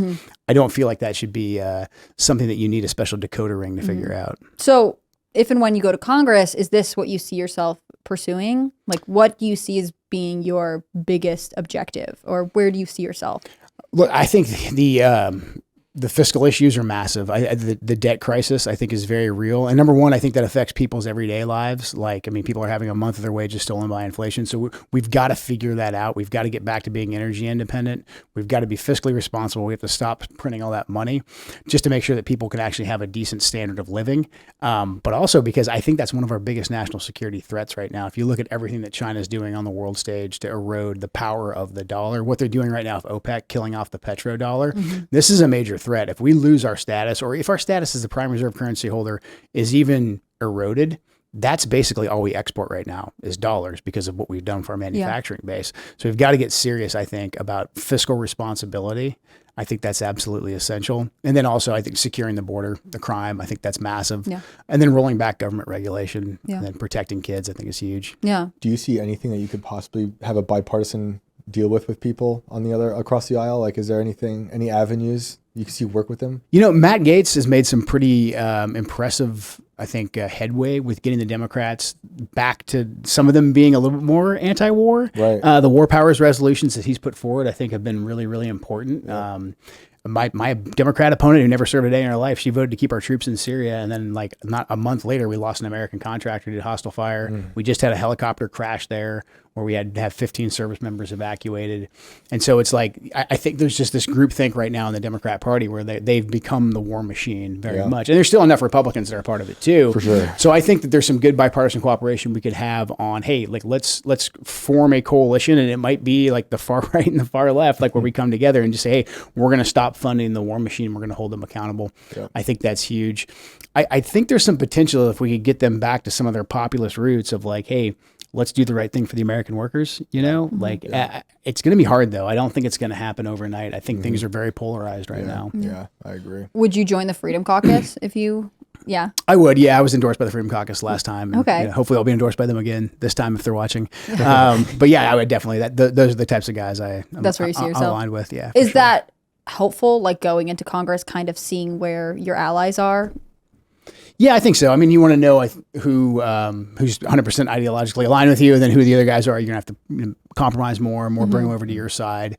The cool thing I think about the Republican caucus writ large is that we do have different wings of it, and we do disagree, and you do see Republicans vote in different ways, whereas like the Democrats are like a military unit. Like some of them will use different rhetoric here and there, but when it comes time for them to whip a vote, man, they whip a vote, you know, which sort of it impresses me. But at the same time, like, is that exactly what you want to be a part of? Like, I want to be a part of the group that includes multiple different points of view, and we're attempting to do the right thing for the American people. Yeah, finding strength through compromise. Yeah, strength through compromise. I've wondered at times, I always hear in the media, oh, Republicans are falling apart and there's so much infighting. And it does feel that way, especially if you live on like conservative Twitter. Yeah. But I have wondered if we're more public with our disagreements because we're more open about what we disagree about. I think there is a lot of infighting with the Democrats. They just hide it better. They do. Well, and you have Republicans that have I think, a lot stronger courage of their convictions, where they'll be like, I will not vote that way. And I will go out in front of the cameras and I will say, I'm not going to vote that way. And I'll explain why. And then the Democrats, they might have their disagreements behind closed doors and maybe there's some snarky tweets here and there. But like when it comes time to whip that vote, man, those guys are a military unit, you know, and that's. Which plays their strengths on a lot of occasions. No, it totally does. With the politics of pure power, it 100% plays to their strengths, because I think a lot of the Democrat machine is just like, we have power, we will use it, we will wield it, we don't need to explain it, we don't even need to have like someone with any charisma go out there. We can put Biden and Fetterman out there and just show you guys, that's just like a power flex of how organized we actually are. We can put these two knuckleheads out here. Yeah. When Biden went to Northern Ireland, or I think it was just Ireland, and he said at the end of his speech, I don't want to go home. I was like, I thought we said God save the Queen, man. Yeah, in Connecticut, he mixed up England and New England. He's in Connecticut saying God save the Queen. Yeah, no, it is a power play. Just it's total power play. Out. Yeah, Look, we can do anything. We can ballot harvest, so we got this, man. We control who counts the votes. Like, just keep propping Biden out. It's totally wild. Yeah. So what do you see as being your biggest challenge the next about year out from your election? So fundraising is always a challenge. That's always an issue. I mean, because we rely a lot on small dollar donors, and the economy right now is really hurting a lot of our small dollar donors. Talk to people all the time that are like, hey, I gave you $500 last time. I can't do that this time. Yeah. So that's a challenge. Another challenge, the biggest fear that I have is Republican apathy, to be honest with you. I mean, after 2020 and 2022, a lot of our people either saying they're going to move or just like, you know what, I invested too much last time. Like, I just don't care. It's all rigged. I think that's a challenge. So I pretty much work every day on trying to tell people that, hey, if we keep pushing hard, like, we can actually turn the ship around. Like, don't let them win by you not participating. That's a big challenge. And then the media is always a challenge. That's why I appreciate you guys, because you guys help us punch through the nonsense of the mainstream media. And the more the mainstream media like beclowns themselves, which they do frequently, the more powerful you guys get. And so that actually gives us a voice. But just punching through the media, because they'll barrage anybody who speaks out against them with like, far right wing extremists, and then that like low information voter, they're like, I don't want to vote for an extremist. Scared, yeah. You scare them. Yeah, they use the labels to peel people away, especially when the labels don't. These words stop meaning things. Exactly. They don't mean anything. They killed language. They totally did. We have experienced the death of language. And that's why it was interesting to me when I was watching a local broadcast with you out there, the way they qualify all of you. Oh, yeah. Right? Didn't you tell them that you would only do live interviews with some of those? Yeah. And that's why, we've had to set some pretty harsh parameters with lessons learned. Smart. No, it's smart. Live interviews, or I know people who will only do interviews if they can also record and post a copy of the transcript. Because like, you get taken out of context. I mean, it's, I hate to say this because I'd love to have a media that really did give information. It's just not the media that we have in today's day and age. That was one of the first institutions to die with COVID. Except for Timcast News, which you should all look at immediately. You guys have grown.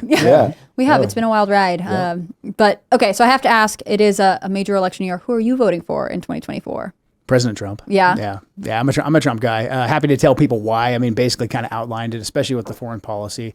I mean, he's tried and true. I mean, the guy's got his faults 100%. I think he's uniquely suited for this era that we're in right now. This would be the last time that he could run and hold office, so he doesn't have to worry about his next election. He is independently wealthy, and so he has been able to absorb a lot of the attacks in a way that I think someone like Ron DeSantis or myself, we just couldn't, because DeSantis is not independently wealthy. He has young children. The administrative state is going to try and rip apart the next person who is a threat to them. We've already seen what they're trying to do to Trump, and he's still continuing to stand in the breach. And so for me, that alone, is why I'm voting for Trump. That said, whoever the Republican nominee is, I'll gladly support. Yeah. Especially for my last race, we learned that if Republicans are divided, the Democrats win. Yeah. So I know there's a lot of back and forth of like Trump, DeSantis, not really with the other candidates. You don't hear too much about them, but there's some growing, the polarization that's growing between those two camps really concerns me. Like, I got nothing bad to say about DeSantis. If he ends up being the nominee, like, I will gladly vote for him, help him campaign or whatever. So, yeah. Did your incumbent that you defeated, did she endorse you? She didn't endorse you. She did not endorse me, no. Did she endorse anyone? Or? No, she just kind of faded off. She's teaching a Harvard course now with Adam Kissinger. Well, that says a lot. Yeah. That's what everyone who stops being in politics does. They go into academia. Yeah. I think Liz Cheney's doing the same thing at UVA. Is there anything that you want to see happen in 2024? Do you have any big predictions in Washington or outside of Washington? Well, I want to see me win, obviously. But I would like to see the red wave that we were supposed to have in 2022. I hope that we can get folks out there more mobilized. I hope we get our ballot harvesting game down.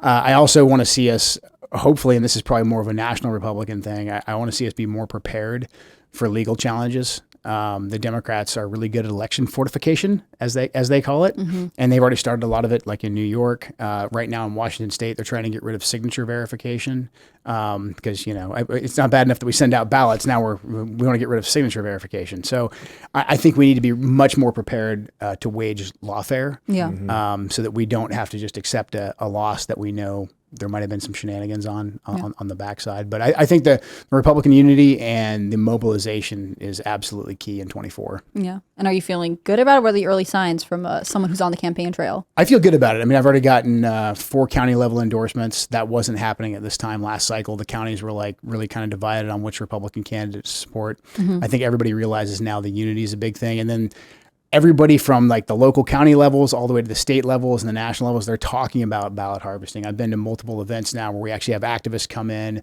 I think Scott Pressler is going to come out to the district and help us out with some ground game there as well. So people are saying the right things. I feel like that mentality has taken like a 180 in the last year of like, we hate mail out voting. We're all going to vote on election day to like, we need to ballot harvest, which is a very good thing. Yeah. There's a proactivity now that maybe wasn't exactly. there That's right. Yeah. Yeah. That's interesting. Yeah. So is there anything you don't think will happen in the next year? Like, are there any things that you are confident about? That I don't think will happen? Yeah. Like, do you think that we're going to see another Republican flop? Do you think that we're going to see any... I'm basically alluding to, do you think that we'll see another COVID or some kind of major play? If they can get away with it, I think they'll try it. I mean, it's sort of like, when people are splitting hairs about what Trump's been indicted with. My attitude is they're going to keep indicting him for everything and anything until something sticks. And if nothing sticks, then they'll just use that narrative that he's been indicted. And so I think it's the same thing with any kind of national emergency. If they can find another reason, I don't know if the American people right now would buy off on another pandemic. But the Democrat Party showed how authoritarian they can be, and it worked for them in 2020. Yeah. So why wouldn't they try it again? I mean, I'm not making a prediction. I don't know if they will. You don't have to make a prediction. I don't know if they will. But like, if I'm sure there's a room like this somewhere right now of Democrat operatives that are like, what can we cook up? Yeah, that's terrifying. What do you think, Shane? I feel like you're the best one to come up with something creative. Well, I just keep thinking of that apathy, and I just don't think our country can actually survive another election. With our media being as weaponized as it is, like the corporate media, and people being so unplugged. Like, there's a lot of us who understand what's going on both sides, understand. Yeah. But I don't know if people can actually withstand. I don't know if people have the bandwidth. Like, I went out to East Palestine a month after that train wreck happened, right? And when I'm there, the shooting in Nashville happens, right? And you're seeing a government completely falter. Like, they're not taking care of anything. They already forgot about the people in East Palestine, right? Who they got $1,000 or something, right? But they're now living in this chemical bubble. To poison your water. So it's like I see the country. I see that unfortunately the country is like collapsing, if not already collapsed. So I'm scared to see how we're even going to get through an election, because how the media ramps everything up. I remember growing up, it felt like we had election cycles. It'd be inflated, it'd be crazy. Then someone elected, and then you forget about it. We'd chill for a little bit. I feel like we've been in election cycles since 2014, 15, right? Yeah. And it's made us insane. So I just worry about that. I worry about people actually having the bandwidth to survive this election. It does feel like a very serious pressure cooker. I mean, you were talking about the economy before. There's a lot of things that people are having to bear up against, and at a certain point, it does seem like you can't withstand everything. But I just hope the country can withstand it. I don't know if people have like the fortitude. We're talking about not wanting to look at the culture war stuff. Yeah, it's just going to get crazier in the next few months, year.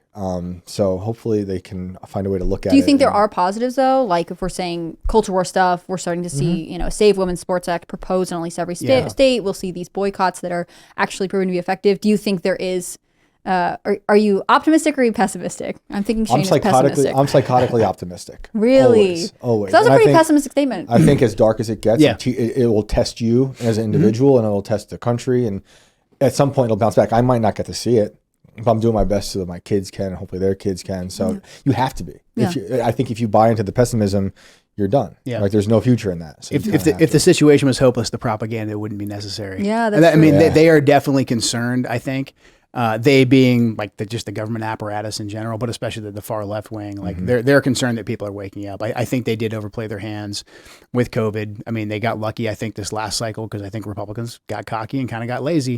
But I think again, this transgender sexualization of our children, I think that's like you said, there's all kinds of different ripples that's had right now that's waking folks up. So. Yeah. I think that's huge. I mean, something else I'm worried about too is like the World War III factor. I mean, we are driving towards a major crisis with Ukraine. Like basically Ukraine right now has one play, and that's to get the U.S. more involved in that conflict. And so, and we just don't have sober, rational people right now in control of the national security state. We just have the military industrial complex licking their chops. And that could be the crisis that the Biden administration uses because wartime presidents tend to get reelected regardless of how horrible they are, like Bush in 04. But I think Ukraine is sort of a black pill for a lot of people, especially moderate people. They want to be compassionate to people who are living through wartime. On the other hand, they don't understand why during a period of high inflation, we're sending so much money overseas. I mean, exactly. It's hard to then say, I'm going to run on my record and my record is great. Now pay $1 million for eggs. Yeah, exactly. Meanwhile, our cities are littered with homeless people who need help. We have vets who need help. I don't know how the VAs are, but it seemed like they were not doing so well years ago, and I don't know if they're any better now. VA's terrible. Yeah. Right. So it's like all these things we need to fix. Like our backyard is literally and figuratively on fire. Yeah. And meanwhile, we're just sending all the stuff, all the weapons and money we can overseas. So, that is terrifying. Yeah. To think how that, and that's another thing that could ramp up. You know, Easily. get closer to the election. Easily, yeah. And then you get the whole narrative of like, well, whose side are you on? We all got to unify the country right now. We're at war. Yep. Yeah. But I think the country wants to be unified through service to one another. I think they would rather see, $100 million go into fixing things that will support people at home than go abroad. Yeah. And it's not because they are not compassionate to people who live in challenging situations. It's because we owe each other as our first community Yeah, absolutely. support and service. Yeah, I say all the time, like I'm willing to like entertain and have a discussion about like the crazy left wing stuff of like UBI and like healthcare for all. Like if you want to have that discussion, let's have it. I don't think the government's the best vector for that. However, like if we can agree to stop spending money on all these overseas conflicts, like secure our own border, and we want to talk about like, hey, we take in this much money in taxes. Let's figure out a way to best serve our people. That's the discussion I want to have. That's a productive discussion because there's somebody on the left who's like, I agree with you on that premise. I want to spend it on UBI and healthcare for everybody. Then we're actually having a real back and forth because at the end of the day, both of us are then trying to do the best thing for the American people. Yeah. Right now, I think that's completely off kilter. You've got one side who's like, they haven't found a foreign war they don't want to spend billions of dollars to, whereas at the same time, the American people are a complete afterthought. Right. It's the kind of conversation I feel like a presidential debate would have. You see this like reckoning of ideas, but unfortunately in today's day and age, there's so much divide. They're sort of useless spectacles. I mean, we got some great sound bites from Trump when he was on the debate stage, but the only way now I think you could see these big public conversations is if you had a candidate like RFK Jr. on stage with, any Republican. Unfortunately, any institutional Democrat really isn't going to be there to find solutions or to really talk through things. Yeah, and the media would blackball it. They'd be like, "This is disinformation." They'd make it hard to access. Yeah, I mean, we didn't even get into it, but everything that's happening with Robert and on the Joe Rogan show with his proposed debate. There's people, I forget who it was, some journalist, I think overseas. He said, "I wrote a book on debate, but you can't debate these people. You can't debate these ideas. You're gonna lower yourself to their standards. It's insane." You give them credit. You give the conspiracy theorists credibility when the answer is like, "Come to us with your facts and reasons, and you should be able to defeat it." Exactly. I find it so interesting that in a culture of free speech, you're silencing people. If you can't talk to me, right. If you're so afraid of me, if you think I'm so obviously wrong, then why don't you just talk to me? Should be easy. It should be easy. Your facts should be so far superior than anything I can come up with. They don't want us to have those conversations, though. No, so much for the marketplace of ideas. Yeah. Oh, yeah. No, can't have those. Those are bad things. No ideas. No independent ideas, at least. Yeah. Only our ideas. Yeah, that's true. Read from our party line, and that's it. That's it. Yeah. Yep. Well, it's been awesome having you here. I'm so glad that you were back. Thanks so much for having me. Yeah. Is there anything we should know? Any event? Anything you've got coming up? If you want to support the campaign, we're approaching the end of Q2, so joekentforcongress.com. Any kind of amount that people can give is greatly appreciated. We're having a great event with Matt Gaetz out in the district. He's coming out to support the campaign. So that's on July 1st. So you can get your tickets at joekentforcongress.com/Gaetz. So Cool. those are the big ones. And people can follow you on Twitter? Yep. Follow me on Twitter, Joe Kent. What is it? Joe Kent 16JAN on Twitter and Getter, and then all of them. Yeah. Cool. Sweet. I'm at Shane Cashman on Twitter, on Instagram, and the latest book we did for Timcast Media is through the Inverted World series. That's at ghostofthecivilwar.com. That's me going down to Georgia looking for the Confederate gold and then talking to people about a lot of ridiculous stories down there. Cool. But yeah, it was awesome talking to you, man. Yeah, you too, man. Thank you so much for being here. Yeah. Thanks for having me, guys. I'm Hannah Claire Brimlow. I'm a writer for timcast.com. I'm so grateful I got to fill in for Tim tonight on this special episode of Culture War. If you want to follow at Timcast News on Twitter and Instagram, it's the best. It's my favorite place to have media, partially because they publish my work, publish Shane's work, publish all of our other journalists too. If you want to follow me personally, you can find me on Instagram at hannahclaire.b and on Twitter at hcbrimlow. Again, thanks you guys so much. Tim will be back as soon as he's feeling better, and hopefully Joel will be back too as soon as he can. Yeah. Sweet.